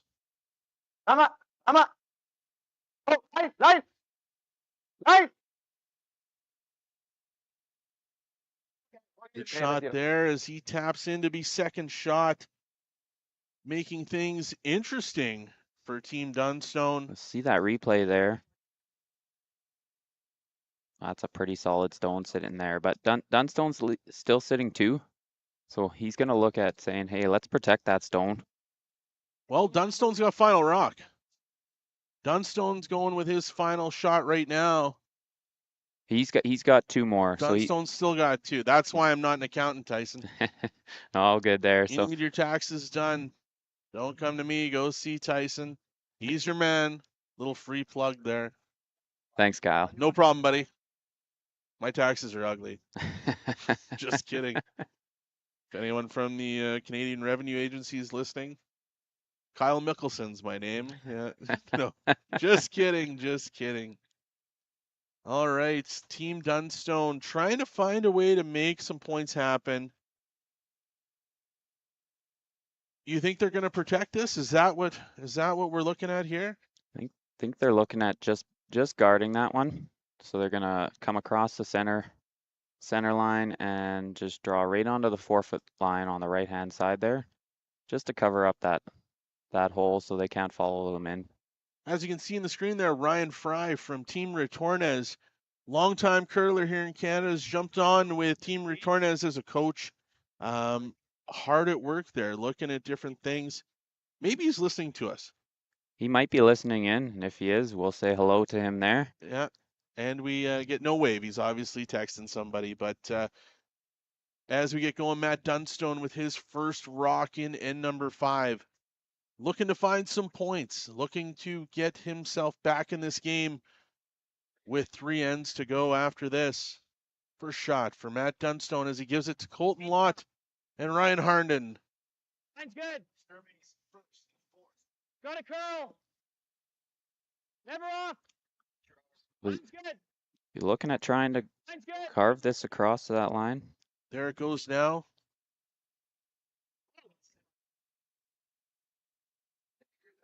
That's shot there. Great shot. As Matt Dunstone is able to safely guard that port away from Joel Retornaz. This is going to make for an interesting shot. As Retornaz is trying to eliminate the amount of points that Dunstone can get. Dunstone sitting 1 and 2. Is there any way for Retornaz to move anything around? So he's looking at a couple different options here. They looked at that yellow on the far left, running that guard in, trying to make a double on those two yellows with that stone and roll that stone away. Another option that they could look at is running the yellow on the far right side, playing that onto that red, the Italian red, and making a double on those two yellows. Either one, it's a bit of a risky shot because you're running in an opposition stone that could count as a counter for them. So, you know, they got to be careful here. Is there any option of running their two reds back onto those yellows and causing some havoc? Or is it just too difficult running two rocks back? It's definitely an option. Yeah, you know, a little bit tougher angles there. But right down the center line, what you have to do is catch that across the face, and again across the face of that yellow in order to double those out. One risk with that would be is you might end up opening up that center, and although you might get rid of a couple of yellows, they may have a double right back for another two anyways. So it's tough to say, you know, which is the best shot here. It looks like they've gone with the one on the far right. Big shot here for Joel Retornaz. His last shot here in 5, looking for the angle raise onto his red. Giving it off to the sweepers now. Guys are on it quick, looking to find that angle. They find the angle in on the red. Nice shot. Wow, what a shot from Joel Retornaz as he is able to hammer that yellow rock in onto his red to sit shot rock. Wow, what a shot there from Joel Retornaz. Now, as we listen in to Matt Dunstone and BJ Neufeld trying to figure out what they do to score. Yeah, there is two reds in there. One is first shot for sure. They're looking at running back this yellow here on the right hand side, trying to make a double on those two reds. If they could find a way to get that through, they might be able to get 2, 3 out of it. Depends on where that one they run back spins up and off to, or if it catches that back yellow. That's just biting the back 4 with one of those red stones.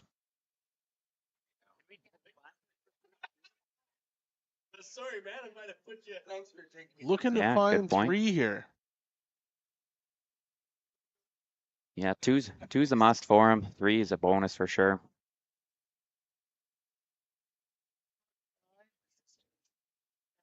That's confidence to be able to go for the 3. I can make action happen. When I throw a rock, I can make a lot of action happen, but I can tell you it's definitely not planned. These guys here with this many rocks in play, you've got 12 rocks going to be in play with this one coming down. A lot of different angles, a lot of different plays. These guys are trying to go for the win. Got to get back to 5-5. Matt Dunstone trying to find 3 here in 5. This is a big-time shot in a big-time game. Well, this will light the fire in their squad for sure if they can make this run back. Matt Dunstone with his final rock here in 5. Ryan Harnden sweeping it hard.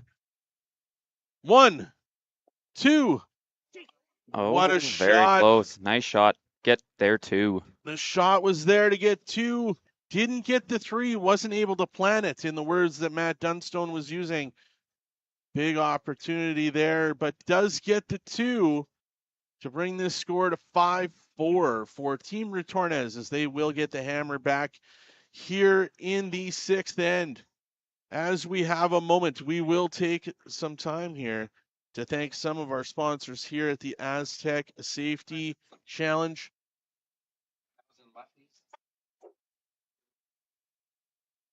And once again, our sponsors: Bandit, Bexon Construction, Synergy Credit Union, T-Bar One, Border Inn and Suites, the host hotel for this event, Cooperators Jason Arden and Associates, L&L Oilfield, Velocity Truck Centers, 1061 The Goat, the media sponsor and partner of this great event, Strathcona Resources Limited, and the presenting sponsor, Wild Rose Pump and Compression Limited.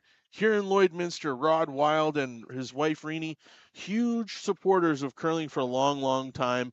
longtime supporter of Kevin Martin when he was playing competitively, and Kevin Cooey with his old team. Huge supporters here, Rod Wild from Wild Rose Pump and Compression. At the end of 5, we've got a 5-4 game. Team Retornaz holding on to the hammer here. Dunstone's got to be thinking steal here. Does he not, Tice? His 6th end here, he definitely needs the steal. I mean, he can get away with a force of 1, but ideally he would be going for the steal here. You know, stealing this one, tie it back up, force to 1 in the 7th, and take that hammer home with your plan to get your 2 in the final end.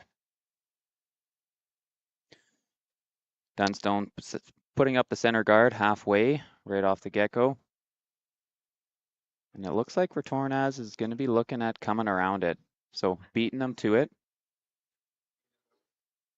Beating them to it, trying to get into the house here. Yeah, find that top 4. Looking to find the top 4. For those of you out there in Lloydminster, we will be closing the second venue over at the Lloydminster exhibition at 6 o'clock tonight. Obviously looking forward to some big games here over at the Lloydminster Golf and Curling Center. So for those of you looking to share in some of the fun over at the family-friendly patch, it will be closing at 6 o'clock.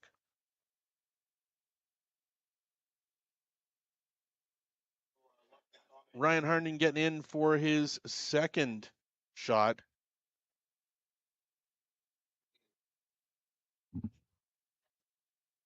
Did I hear that Lindsay Makachuk was making some comments about being a lefty? Jeez. A lefty. Who's a lefty in this game? I guess Mark Kennedy. Not a bad curler over there on Team Botcher. Yeah, throwing the left-handed stones.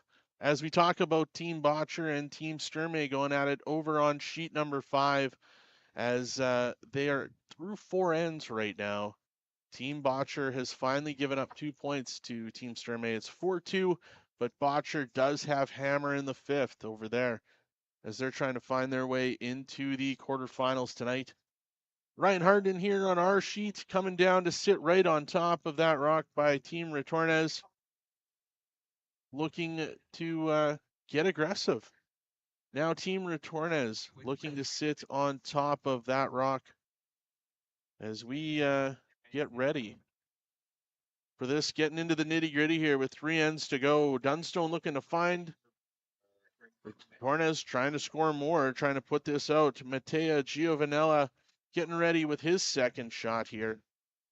So he's going to be looking at coming down and sitting right on top of that one that Ryan Harden put in there. Top 4 is a nice, just a little bump freeze to that one that was sitting top button. This one just hung a little bit wide on him. Didn't get the turn he wanted, hey? No, so just kind of corner to it for now. Dunstone, of course, is going to be looking at just coming to the inside of that and putting another one behind that guard, loading those up there.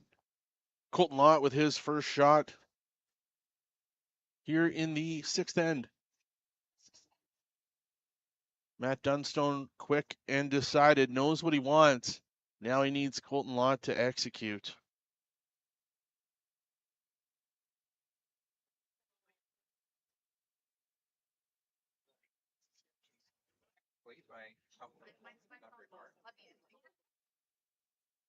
Ryan Harnden, BJ Neufeld with the sweep. Matt Dunstone calling the line.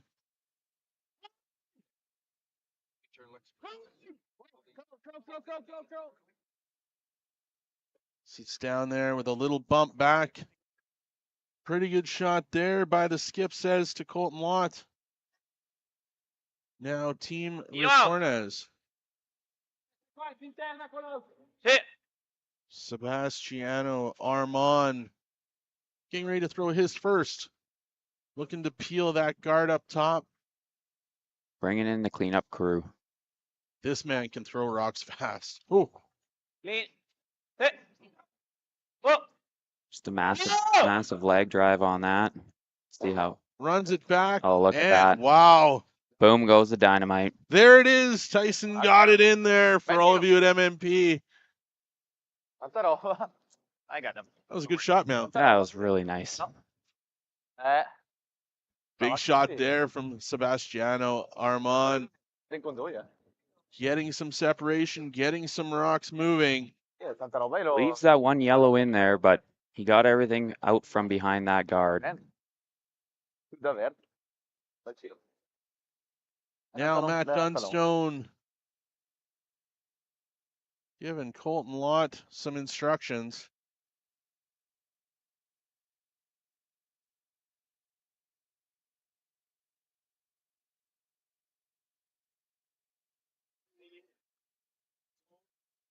Clean.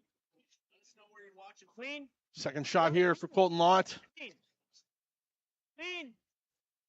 Oh. Clean up. Yeah. So just look.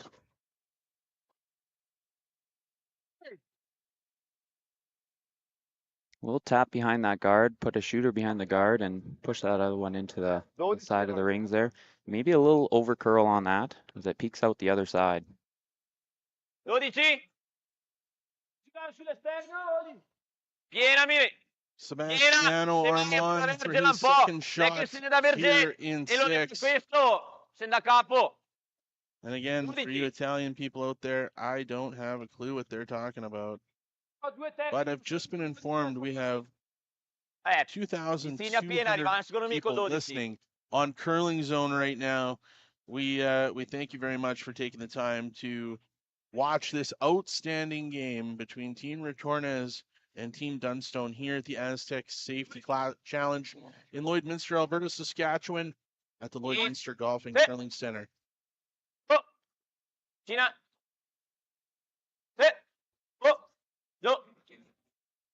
Those are excellent figures to see. Okay. Tuning into the broadcast here. Outstanding. It's awesome to be a part of it. 2,000 people listening and watching us on Curling Zone. 349 watching on the YouTube channel. I guarantee you we've got more listeners than Daryl and Evan. For sure, right? You know what? We're going to find out. We got to find out. I'm going to bet we've got more. But, you know, at the end of the day, all the exposure we're getting and all the great feedback from everybody out there in the land, we appreciate you taking the time. It's so much fun to be able to bring these games to you. But let's check in. Brendan Botcher, Karsten Sturmey, 249. Oh, we're winning, Tice. There We're we winning. go. Just these guys don't know it, but just so you know, we've got more people on our stream than yours. We just want you guys to know, Daryl and Evan, it's okay. So we got BJ just trying to bring one in and around top 4. Get it fully tucked behind that center line guard.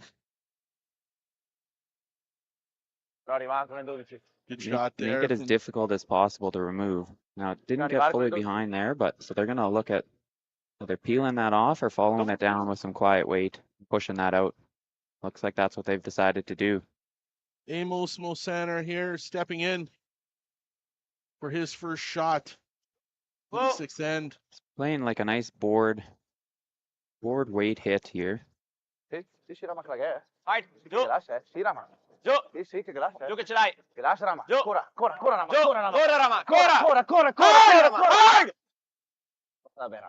shot there. Nice shot. Base of that other one. Really good shot to get that one through the port and out. Team Retornaz sitting shot rock right now.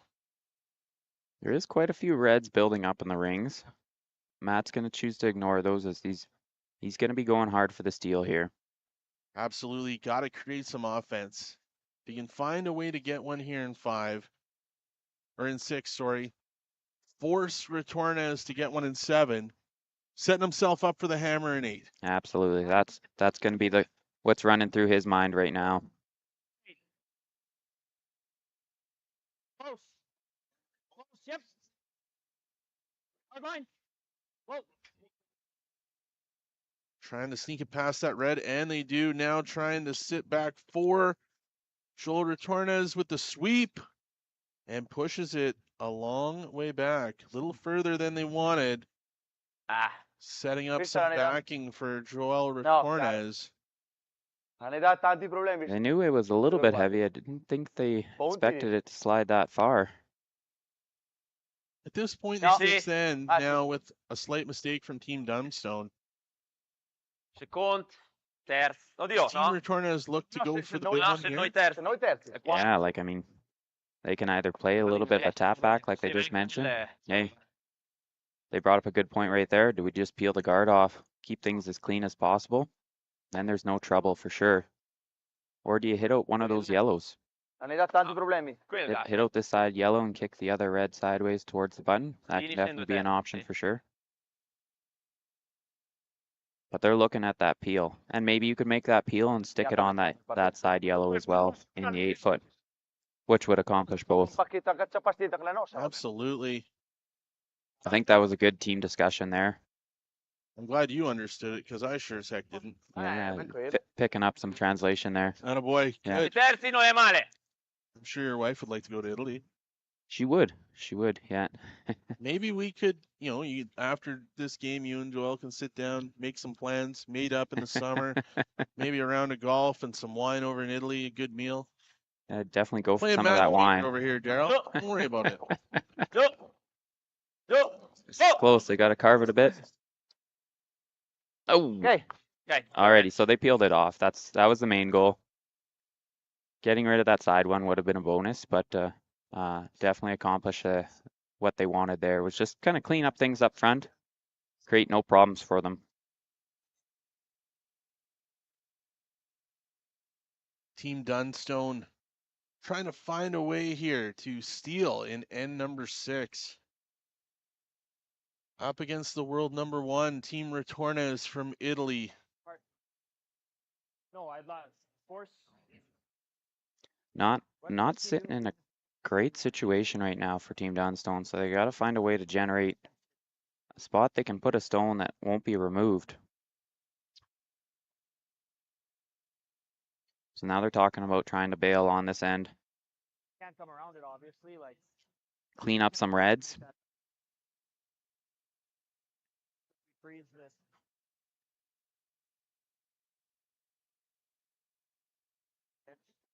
Hit and roll under.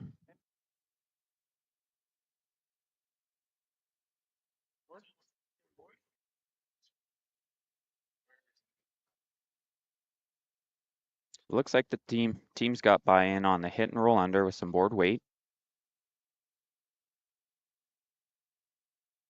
Does he have to worry about that red jamming in the back? Doesn't matter. Does he care?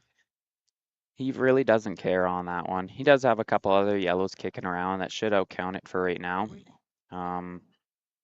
Never nice leaving more reds around, but hey, you never know. Maybe that ends up being a catcher for one of their yellows later on. All right, Matt Dunstone. Biggest thing here is that roll and getting under coverage. Trying to get under cover with his first shot here in 6. They've got the line, they've got the shot, everyone's bought in, full team discussion. Now it's time to execute this shot.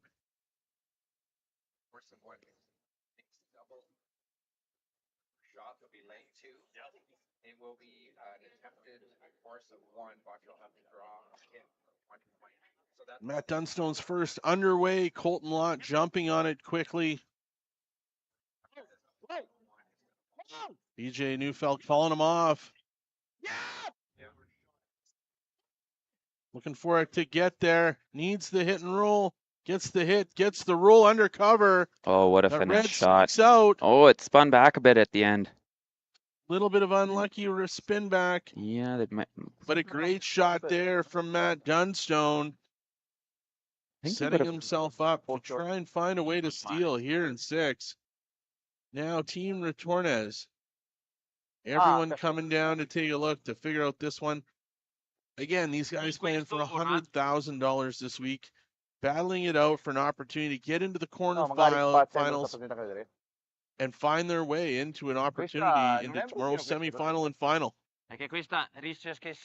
Once again, for those of you tuning in on the broadcast, we do know tonight that Team Carruthers is going to play against one of Canada's favorites, especially in Newfoundland Labrador, Brad Gushu.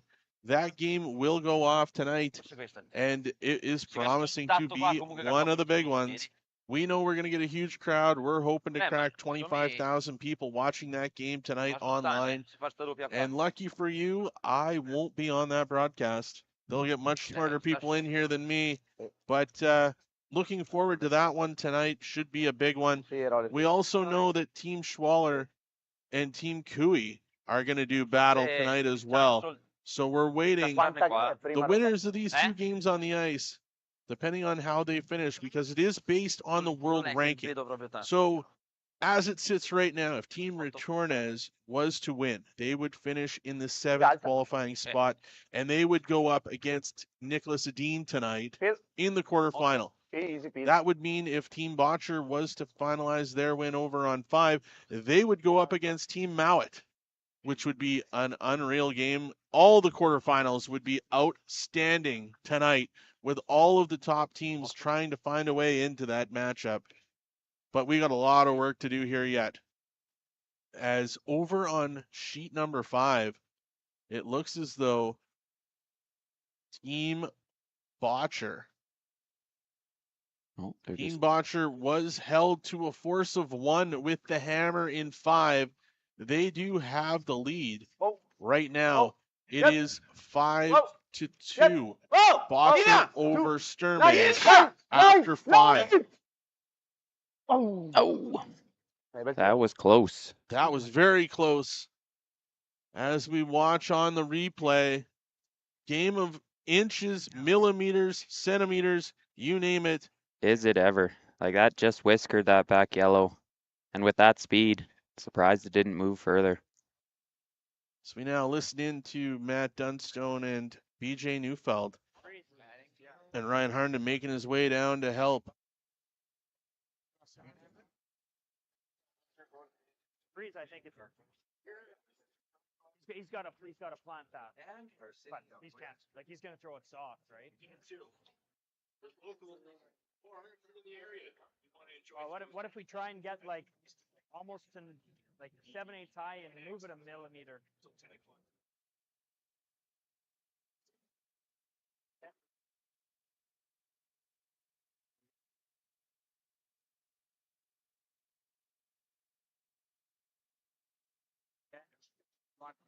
Middle 8.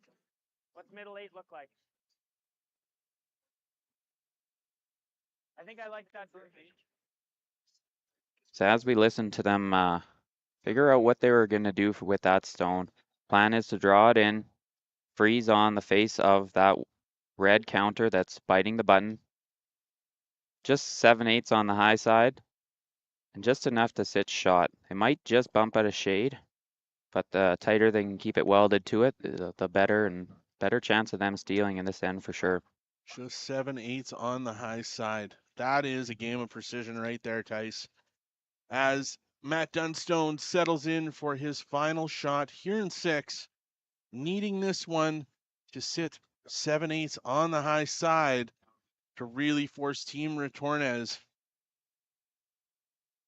As Matt pushes out of the hack and releases the rock off to his front end team of Colton Lott and Ryan Harnden. Okay, they're liking the weight. Just a light clean on it for now. It's got to be really close.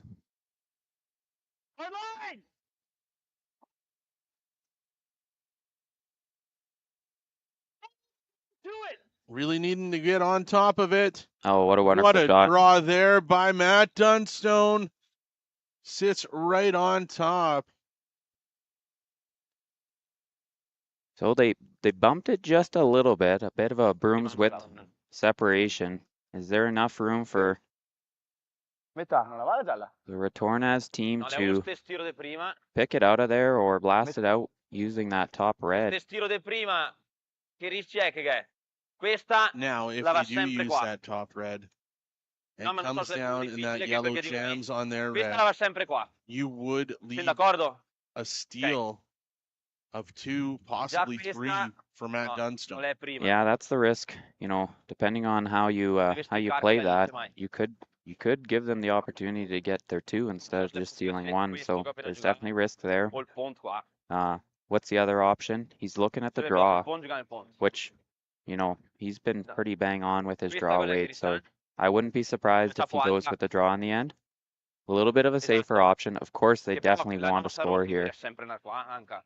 They don't want to give up a steal. If they're able to come down on their red with enough weight, have it crash down on that yellow rock on the top of the button, can they spin that far enough if they don't lose the one that they're raising up?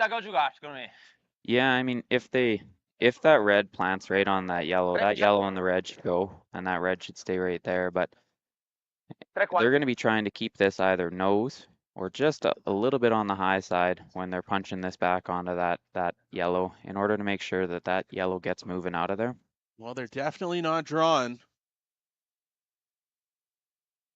This is high risk, high reward. Joel Retornaz with his final rock here in 6, looking for the angle raise onto the yellow.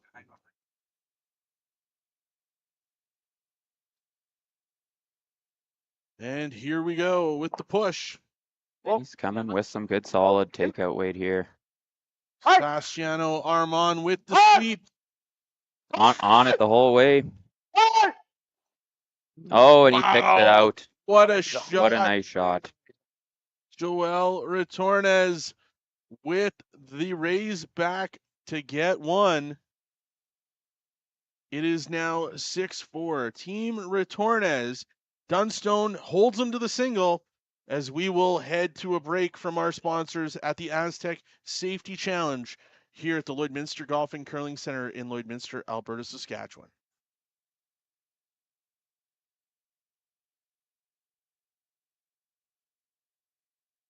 The official soundtrack to Canada's only border city, 106.1 The Goat. Stay connected with mylloydminsternow.com. Put death by rock and roll. Cause I'm alive.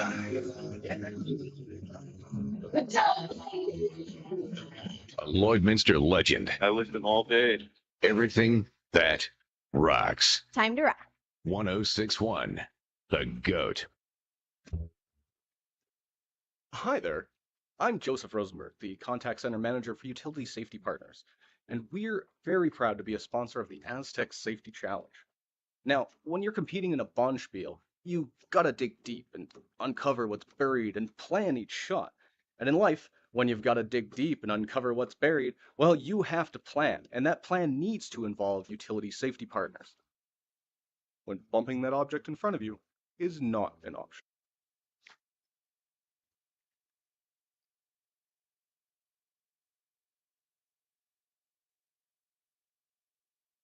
The official soundtrack to Canada's only border city.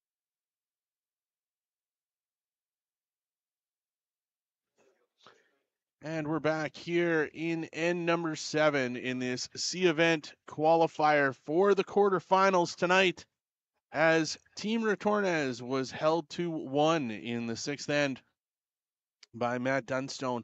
An outstanding shot there at the end for Team Retornaz to get their 1. And we now shift focus to end number 7. Team Dunstone with the hammer. What's the game plan here, Tice? Obviously down 2 in 7 with hammer. Are you looking, is blank even come to your mind here? One of these ends, they got to try and crack a 3.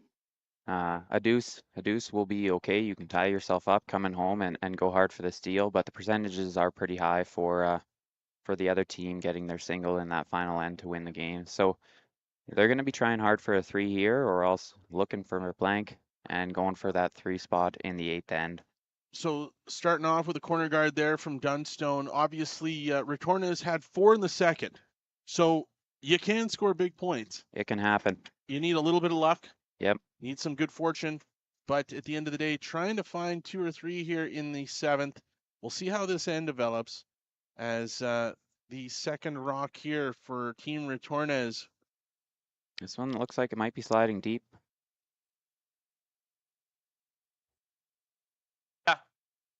Yeah, so right on the button, a little bit deeper than probably what they wanted. They probably would have wanted about a foot higher, just into the 4-foot.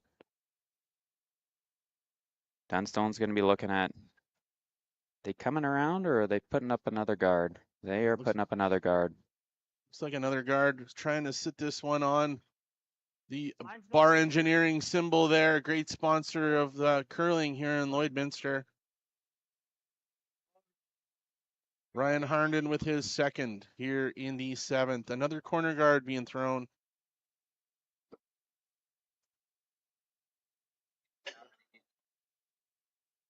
Whoa, we apologize for that.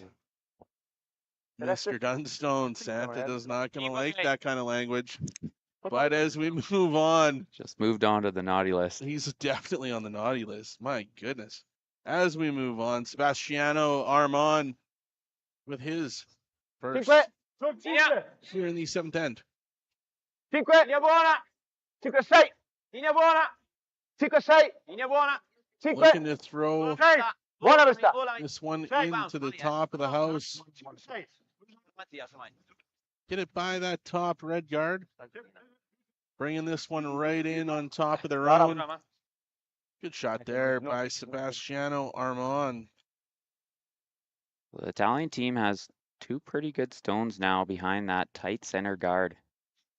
Matt now he's forced to chase those, put one on top of them, and look at moving that stone around later on. Matt Dunstone's made the decision. They're coming in. They're going to chase those red ones in. Colton Lott getting ready with his first here in 7.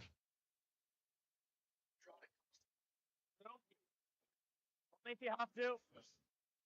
Line's good. Bit of room. Lots of room here. Tons of line. Bringing this one on top. Looks like they're past that high yellow guard now, making their way around the red, trying to make this one sit right on the corner of that one in the 4-foot, and they do. Yeah. Great shot there by Colton Lott. Sits down in time for them. Osseran, o giocano qua a 5. There's a little replay for you there. They're just waiting, you know, they can't really carve it any because they're waiting for the weight to come off on it. Now Sebastiano Armand setting in for his second. Looks as though we're going to have another one come in on top of that yellow. Is that what you're seeing, Tice? Yeah, they're going to be trying to get just to the inside of it. They might jiggle that yellow a little bit and see if it pushes off that red and squirts out into the open, but not throwing a pile of weight, just basically a drawdown to it. So when the teams are making these same consecutive shots, obviously they know the line, they know the weight. What are they trying to achieve when they get them into the house here? Yeah, so then, of course, you know, they had that same draw on his last shot there for Han, so he's comfortable with that line, with that weight. They're looking at trying to just set up the proper angles for their next shot. And that's what each team is going to be vying for back and forth on these next few shots. Just trying to get them in the right position in order to capitalize on that next shot or get a missed shot from the other team. That's why we have Tyson up here, a guy who's playing a lot of competitive events, played here in the Astec Safety Challenge this week with his family. Obviously not the result that he wanted, but I'm so honored that I get the opportunity to sit up here with him and get to learn and gain from his knowledge of the game with these unbelievable world-class players on the ice right now as Colton Lott gets ready for his second. Whoa, clean. Whoa, curl. Close, clean, yep. Whoa, curl. Bringing this one in here. Curl. EJ Neufeld with the sweep. Oh. And able to knock that red one out. A little punch on the red and then spills that to the side. So that's a decent result there, as you know, that got rid of that stone that was a bit of a problem stone for them. And I think maybe we're hoping to catch a little bit more of it and spill under cover, but it's an all right result for now. And yeah, thanks again for the shout out there. You know, our squad didn't have the greatest result throughout this weekend, but we really enjoyed the 3 games we got to play, and it was a fun battle in each one. And you know what? Always a different learning opportunity, being able to play with the best in the world on this ice here at the Lloydminster Golf and Curling Center. You know, as you said, curling is a game you can play forever. You know, obviously, we don't want to give too big of a shout out to your brothers. He's going to turn a real bad for this year. But at the end of the day, opportunities to play with family, make memories, work on your competitive game. Who knows what's next? Yeah, you bet. So yeah, it might be something where we're looking at playing some more competitive events next year and get back into the playdowns. I'm available. If we're looking for a 4th, we'll give you a shout, Kyle. I think you'd be better at me carrying your bag in than messing up the great things you guys have going on with your team. You know what? I might need a golf coach though, so I might be giving you a ring for that. Yeah, I'm a good caddy. Okay, Yeah, perfect. great caddy when it comes to that. So Matt Dunstone's team here trying to find a way with the hammer here in 7. It is a mistake on the scoreboard there for you guys watching it online. Retornaz does not have the hammer. Dunstone does here in the 7th end. Looking though we're going to get some field action here. Is he looking to bump 2 of these red ones out, or is he just trying to take the top one? So it looks like he's trying to take that top one and take one of the back ones with it.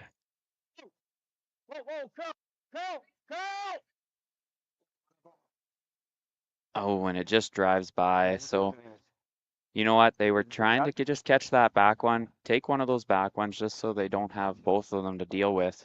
I accomplished removing that top red, but spilled away a little bit too far and missed that back one there. So And another missed opportunity there. And if Retornaz covers this back up, they're going to be in a bit of trouble. And in the words of Don Cherry, don't read lips, folks. Don't read lips, says Matt Dunstone with some colorful language there. And we'll make sure we try and get that mic off before any of those ones for you young curlers out there watching online tonight.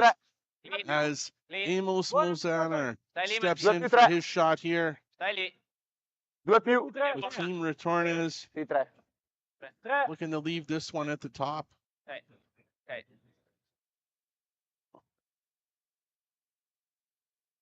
Another great guard.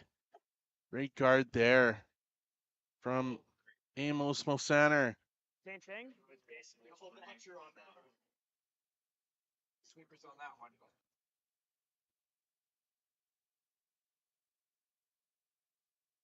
Lots of clapping going on sheet 5. It looks like Team Sturmey looking to throw their final rock in 6.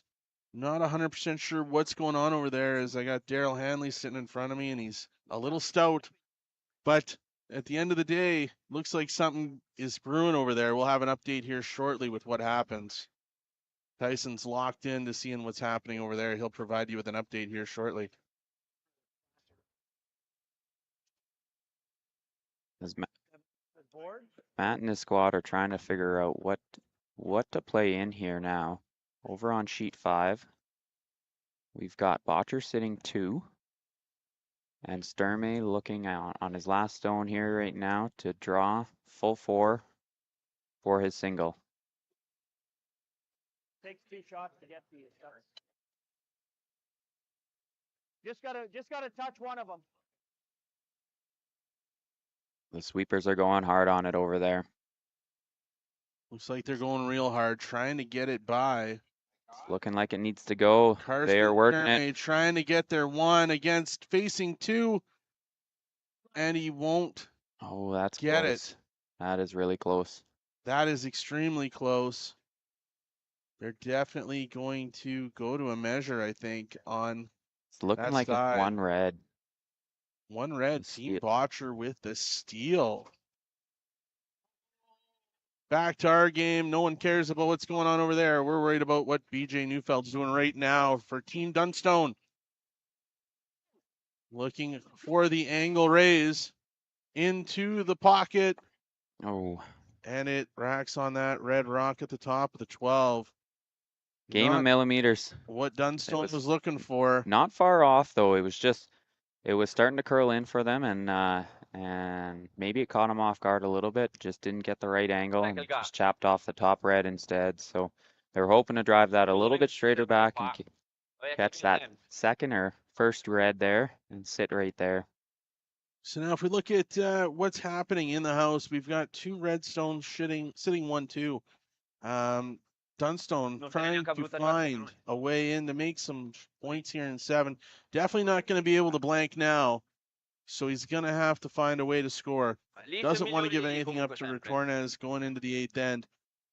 What are you seeing here for Team Retornaz as they're trying to eliminate what Dunstone's going to be able to do on his final rock? Yeah, you know what? Well, it looks like we've got a couple more still to come from Dunstone down there. So skips first stones here for Retornaz. He's looking at all the different options that Dunstone has. He knows that he's got a big selection of shots that he can play. So he's going to look at, either coming back to that back yellow, eliminating another yellow, or maybe guarding up and making it very challenging for Dunstone to get in there. And that looks like what they're going to be planning on doing is guarding that yellow that's cornering on those two reds top four. That would be the opportunity that Dunstone has to come in around this center guard and push that yellow onto those reds just to get the angles better for him for his last one. E lo fa,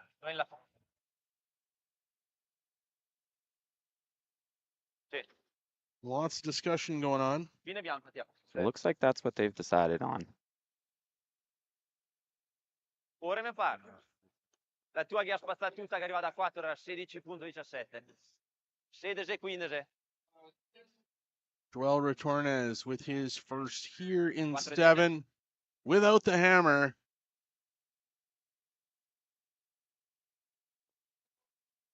Guard that path.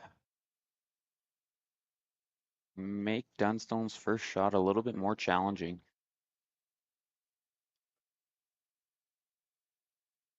Linea buona. Hands it off to Linea his buona. front end. Linea buona. Line, line, line. Linea buona. They've got the line now. It's Linea all buona. about the weight to get it where they need it to get it. Just cleaning it to a spot.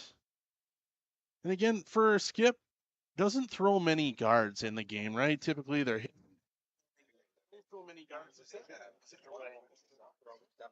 Oh, you can't hear me. There you go. Is that a comfortable shot for Joel Retornaz? Not throwing many guards up, more of a draw guy, a hit guy. Throwing up a guard like that high, is that comfortable? Yeah, you know what? He's so comfortable throwing those draws, and he's gonna throw more draws for sure in a game. It's very seldom will he have lots of guards that he's got to toss in there. So he's just gonna be looking for a little bit of feedback from his sweepers as he comes down to the hack.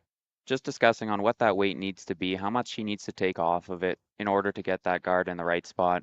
And you know what? If he's in a rough zone of speed, those sweepers can control it and get it to the spot they need to. So he accomplished that there, and they found the right line for that guard to plug that hole. So as you can all see, these guys put in tremendous amount of work on their body, on their physique, being able to have the endurance to play as many games as they're playing throughout today and throughout this Bonspiel. It's no longer about the beers and the drinks and the food after the game and sitting back and relaxing. Curling is a game that's evolved to such an athletic sport where these guys at the highest of highest levels, to win at the highest level, must take optimum care of their body. As we set up Matt Dunstone here for his first in the 7th end with hammer, trying to find a way in to get at least 2, maybe 3, moving into the 8th end. Looking at coming through that port with some hack weight, getting as full as he can on that first red in the top of the forefoot, pushing it. And might be sitting there, might be spilling away underneath his guard. But got to remove that one. That's first goal on this shot. Matt Dunstone, his first rock here in 7. An important shot as he's trying to set himself up. Heavy hack out of the hand. Colton Lott now hard on it, trying to find it. Oh, tick off that top red, but punches one out. A good shot there from Matt Dunstone, as we see on the replay. Obviously didn't get exactly what he wanted, but an excellent shot nonetheless. Getting rid of one of those red rocks of Team Retornaz. No, però no, bisogna rollare. Yeah, he just tickled off the side of that first one. Still removing that one, pushing it far enough that he's got 3 yellows sitting second, third, and fourth. So Retornaz has to be careful here. He's got to make sure that he makes this shot, eliminates one of those yellows in order to avoid a big end for Dunstone.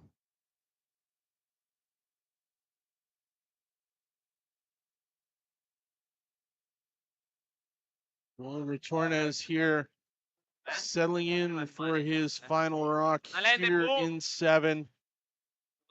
Wanting to eliminate options for Matt Dunstone as he's looking to find a way to 3. As he will not have the hammer in 8 if they score. Big shot here. Possible TSN turning point. Oh wait, TSN's not here. Whoa, clean. Clean. It's on its way. Joel Retornaz. Clean it. Yo. Whoa. Line. Line. Oh, the sweeper's on it. Whoa. Line. Back and forth. The hit and Oh, roll undercover. Now, removing that stone was important, but getting the roll underneath makes it basically impossible for Dunstone to get a pair here. Matt He's got Dunstone 2 in the forefoot, and I don't know if there's a way for him to remove both of them.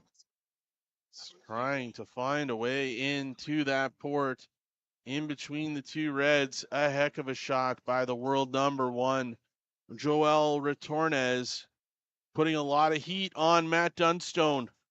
With the only play they have is an angle in off that outside red. Extremely difficult shot, but Matt Dunstone is an outstanding shot maker. Made it to the Brier final last year, knocking out Botcher. Made it to the final. Obviously loves to play the game at the highest level. An opportunity here off the yellow into the middle for 1. Needs a big time shot for a big time player.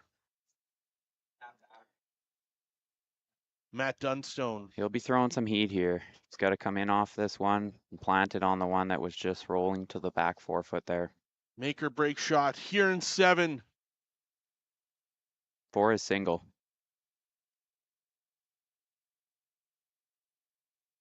Laser focused, hands it off to Colton Lott and Ryan Harnden. Colton Lott hard. Close on the sweep here. Off.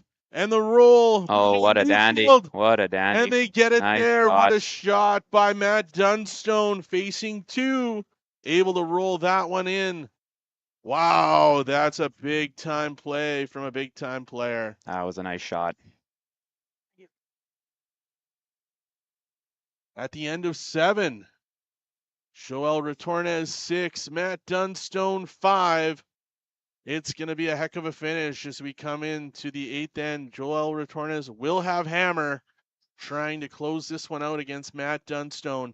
We'd like to take a second to thank our sponsors, Boundary Ford, Lloydminster Agriculture Exhibition Association, Canadian Angus, the Lloydminster Curling Club, our host club, the Players Tour, Click Before You Dig, RL Electric, Motor Rewinding, Fountain Tire, XL Insurance Lloydminster, The Tent Guys, Industrial Scientific, Musgrave Agencies, and Wild Rose Pump and Compression, the presenting sponsor of the Astec Safety Challenge here in Lloydminster, Alberta, Saskatchewan. A big shot from Matt Dunstone in 7 as we now get off to the all-important 8th as we're coming down the home. Ryan Harnden getting everything started. What do you think's going to happen here? Are we going to see an extra end? Never say never. These teams, obviously, Dunstone needs to find a way to steal. Hasn't been able to steal so far this game. Gonna need one here in 8 to extend it.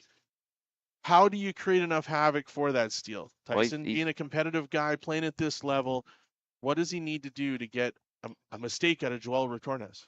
Well, we talked about that no-tick rule, so he's accomplished that on the first shot here. He's got the tight guard. It's on that center line, so it can't be removed from that center line. He's going to be looking at putting another guard up a little bit higher on that center line. Get the double guards going, and then start putting stones behind it and going hard for that steal. He needs the 1 for the tie, 2 for the win. Now, I'm surprised to see Retornaz throwing this one into the rings. Yeah, so it's always a bit of a question on what you should do on that stone. Do you want to keep it clean and toss that to the wing, or do you want to beat him to it? Beat him to it and get to that top 4 might be the better option. it could get you in trouble as well. So we'll see what happens and how that plays out here. But with that no tick rule, you almost have to beat them to it. Makes sense. Makes total sense. And obviously, you know, in the old days when you didn't have that no tick rule, you'd probably throw it away. Yeah, right? you throw it away or toss it to the wing and just keep it out of trouble. Ryan Harden's second there. Whoa, we're gonna move on from That one not commentary. quite getting to the center line. So that one, if they did want to, could be pushed away. Again, can't be removed as it is a guard, but they could try and tick it and move it away from that center position. Team Dunstone obviously frustrated with the second rock that Ryan Harden's been throwing all night. They've had issues with it. But obviously, Joel Retornaz coming back into the house, looking a little bit heavy and not curling where they want it. Gonna leave it hanging. Ooh, just gonna try and tuck that behind it. Could Just very well little graze off of that one top four. a slight mistake that maybe Matt Dunstone. We'll see that on the replay here. It just touches the side.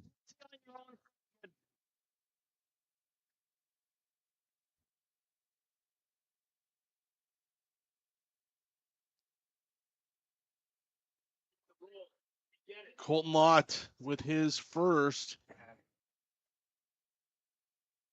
Room, curl then. Never off. So they're really trying to carve this early. Okay. It's looking a little better now. Trying to come down, tap that red back. Create a little bit of room. Oh, what a great shot. Good shot there by Colton Lott. Lots of good shots from Colton Lott today. He's been one of the consistent ones for Team Dunstone as he comes up with another big shot here in the eighth end. Key on that one was keeping your shooter right there, top four, biting the top four, and moving that Retornaz stone into the back of the house. So it's just behind the tee line, back button. That's a stone that they can look at bumping another one too or freezing to it. Sebastian Armand coming with some heat to peel off the guard. Gets one tick second. Shooter sticks around. Definitely opening up a little bit of that room. High guard on this.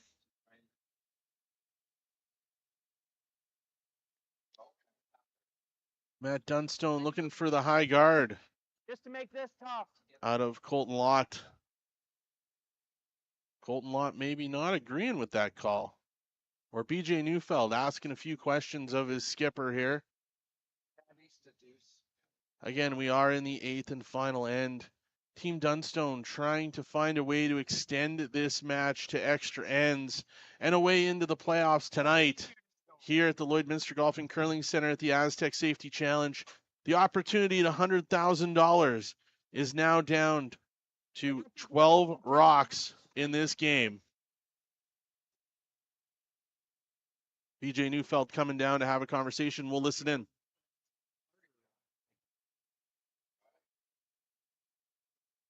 Really trying to find where the best spot is for this next shot. Might go low side and get all three going. So much respect for the hitting ability of the Retornaz team.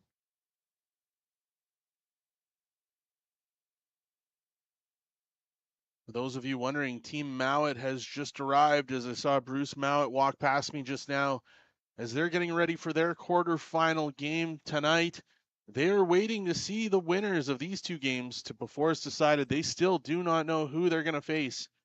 But Colton Lott trying to help his team find a way into that quarterfinal with his second shot here in 8. Sweeper's not really touching this quite yet. I'm just trying to carve it over a little bit. Yep. Wanted that high guard.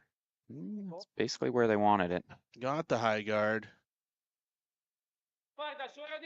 Now Team Retornaz, Sebastiano Armand with his second shot coming up.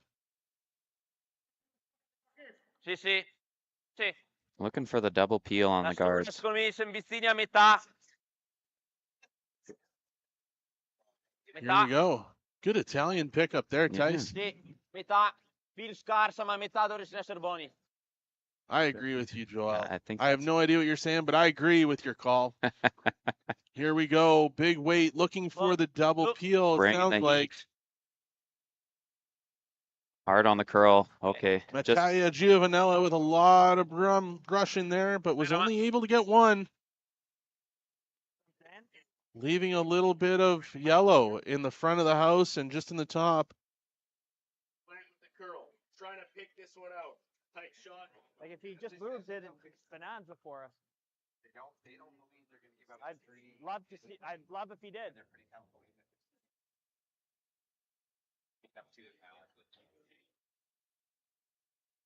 That's the luxury of the position they've given themselves to. Stop this. I'm not 100% sure, but it sounded like a miss over on sheet number 5 by Brennan Botcher, as Daryl and Evan are on that broadcast, and things were getting a little animated there. Not sure exactly what happened, but Botcher not with a hammer in 7. Sturmey down 6-2 right now. It looks like Sturmey's sitting 1 for sure. Sturmey's sitting 1, and Botcher could see just about a half an inch of it and was just trying to whistle by and just pick it out. So it was close. Guess when you're up 6-4, you can afford to take a chance like that. You bet. You know, he makes that and game over. You know, Sturmey's going to draw for his 2 here, be down 2 without hammer. Still Botcher in control of that game. BJ Neufeld here with his first shot in 8. Trying to find a way to a high guard. Looking for it to curl. Colton Lott making sure it gets there. Needs it to curl over a little bit. Getting exactly what the skipper was looking for. Good shot there by BJ Neufeld. A little bit of a higher guard there. They're still going to be peeling it off. I'm not sure if they're going for the straight peel or still trying for that double peel. We'll see here.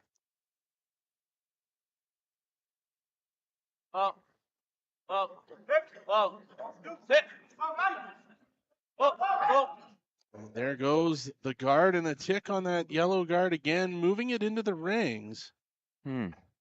Smile there from Joel Retornaz. Got this intern draw here. Got a feel. Matt Dunstone. And BJ Neufeld. BJ Neufeld, a renowned thrower. Great playmaker here. You want to be halfway high. The setup man for Matt as he's trying to find a way into the finals tonight. Make this one harder. Looking for a guard again. This out turn again. And it was, you're right, Tyson, 2 spot for Team Sturmey in 7. But coming into the 8th end against Team Botcher down 6-4 without hammer. Going to have to steal their way into an extra end to try and get themselves into the quarterfinals tonight at the Astec Safety Challenge. Hard line. Hard line. BJ Neufeld with his second rock here in 8. Looking for another high guard. Colton Lott, Ryan Harnden starting to go a little harder here to get this where they want it. Yeah, finding that spot, replacing that guard once again. Good shot there from BJ Neufeld. That's because Team Butcher never stops their rocks. Just a little bit of ice to clean up there after some rocks have banged against the boards. Yeah, we got some sweepers. Little ice maintenance here before Joel Retornaz Just watch out. settles in. As he's got to figure out what his gonna ask of Amos Mosaner with his last shot here in 8. Tyson being the experienced guy, not wanting to give up a steal here. What's the strategy? What's the play? Well, still that guard is going to be the one that hurts them. So they're looking at what do they do with it? Do they straight peel it? Do they try and run it into one of the ones in the house? Get rid of 2 yellows? Or do they ignore it and make a play on that one that is top 4?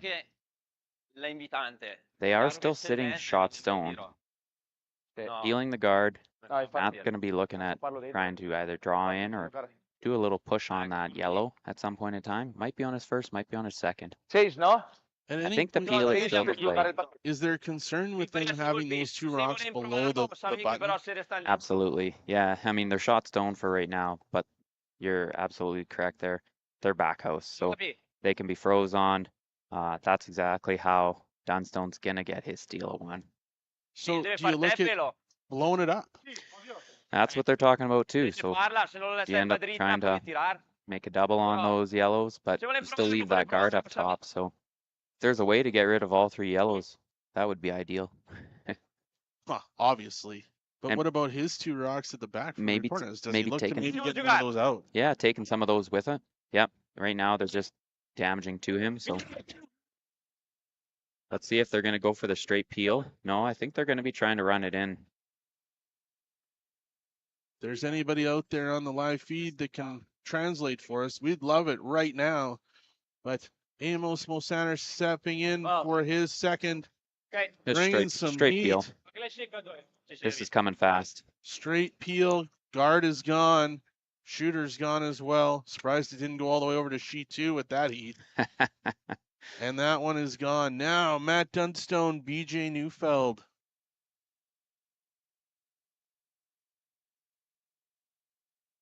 Quick look. Where is he looking to go here, Tice? So they're looking at just pushing that one top 4 right onto the nose of that one, the back button. Can't afford to lose these 2 rocks. No. Obviously trying to use that backing of Joel Retornaz, like you mentioned. That's definitely a problem for him right now. Gonna bump back on top of that. Sitting shot 1 for sure. Maybe 2, depending on how far that bumps. But he obviously doesn't want a lot of bump. He wants to sit probably right on top of that, correct? Yeah, you bet. He can't move his shooter too far, and he needs to keep that redstone back there as a catcher for him.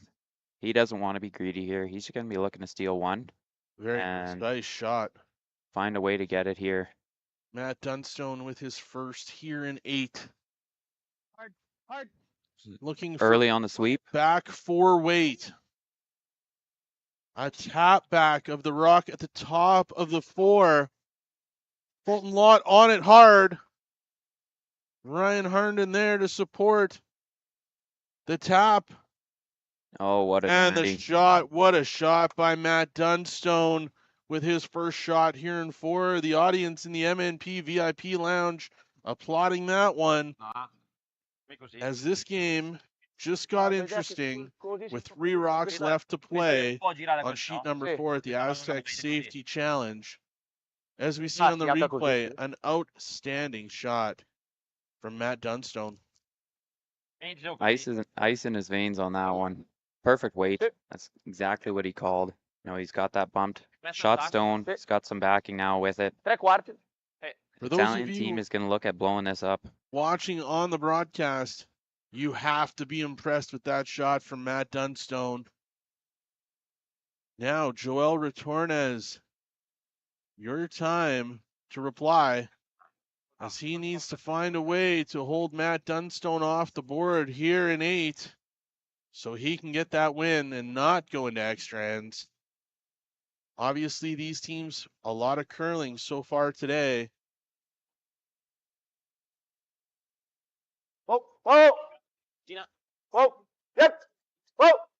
Really close on this one. Really close on that for sure. Wow. Okay, so they get the one moving, but leave the one that was sitting shot stone. It jammed and sat there. Now, if Dunstone can put this in a spot where the double is not achievable, we might be looking at a draw on his final stone. Not likely, but you never know. So is he looking to come at this and just come sit right on top of his own? So I think he's going to sit just a little bit higher of that. Just sit right there is where his broom is sitting. Yep. Just get it half tucked. Christmas tree, those yellows, like we'd call it. Get it half tucked behind that one top 12 and show half of the one behind it. And then just that cuts down that that surface area that he has to draw to. All right. As you said, ice in his veins on the last shot. Now needing another big draw. Looked like he wants it to sit in the 4-foot. Maybe guarded a little bit by that one in the top 12. Matt Dunstone with his final rock here in 8. Looking to steal for an opportunity to take this to extra ends. Matt Dunstone letting the team call it from here. Line is good. Line's good. Line's great. Looks like a bit of room. Good to great. Bite the 4 he's asking out of his team here. Needs it to curl. Touch heavy. Yeah, about a foot deeper than what he was hoping for. So now created a little bit of a pocket there for Joel Retornaz, but needs to be full button. Yeah, the tricky part with it is he did get it frozen to the corner of that. So if they can see enough of it, they might throw a takeout with some heat and just look at blasting those 2 yellows out of there. They've got that red counting 3rd shot in the back 8. Other alternative is just draw to the button. Might be able to use. Does he use that one as backing if he needs it? We saw him do that earlier when he was going for 4 in the second end. Use those ones for backing. Obviously, looks like he's taking the ice where he's going full button. He'll be going full button here. I mean, sometimes you can use that backing. This one, you really don't want to flirt too much with that guard. Yeah, it can come onto the side of that back one there and be fine. Catch half of it. But he's got to have the T-line weight. World number 1, Joel Retornaz, for an opportunity to play in the quarterfinals tonight here at the Astec Safety Challenge.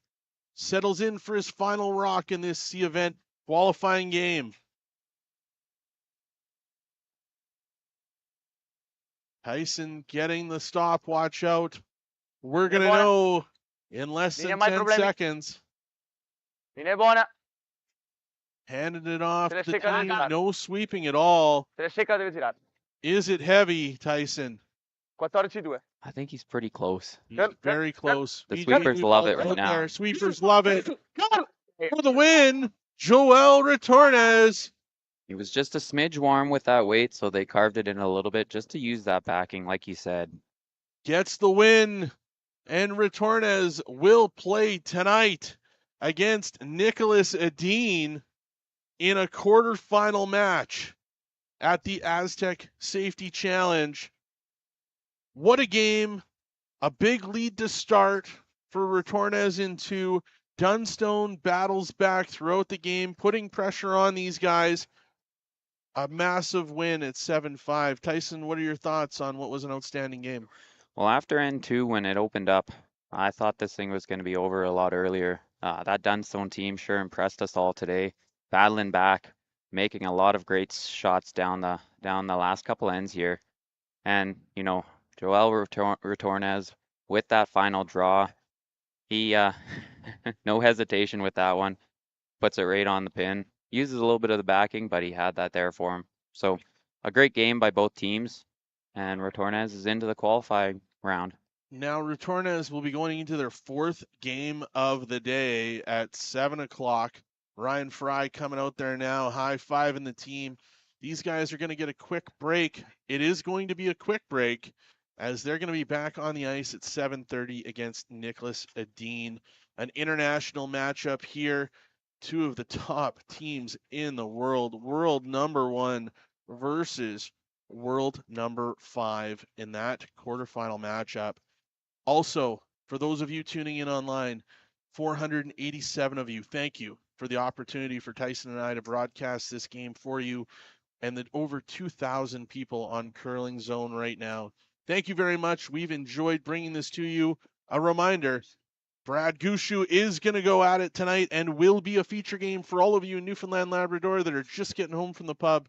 It's going to be a great game as Gushu will take on Carruthers. The only Schwaller is going to also take on Kevin Cooey, another big battle of world number 3 versus world number 9. And then Team Mowat is waiting for the winner of Team Botcher versus Team Sturmey. Right now, looking as though Team Botcher is ahead 6-4 with Skip Stones to come. It's been a great opportunity to be on the line with you guys today. Tyson, thank you very much for joining me. Thanks, It's Kyle. been awesome. Thank you very much to everyone listening. Enjoy your night and get ready for some quarterfinal action at the Astec Safety Challenge.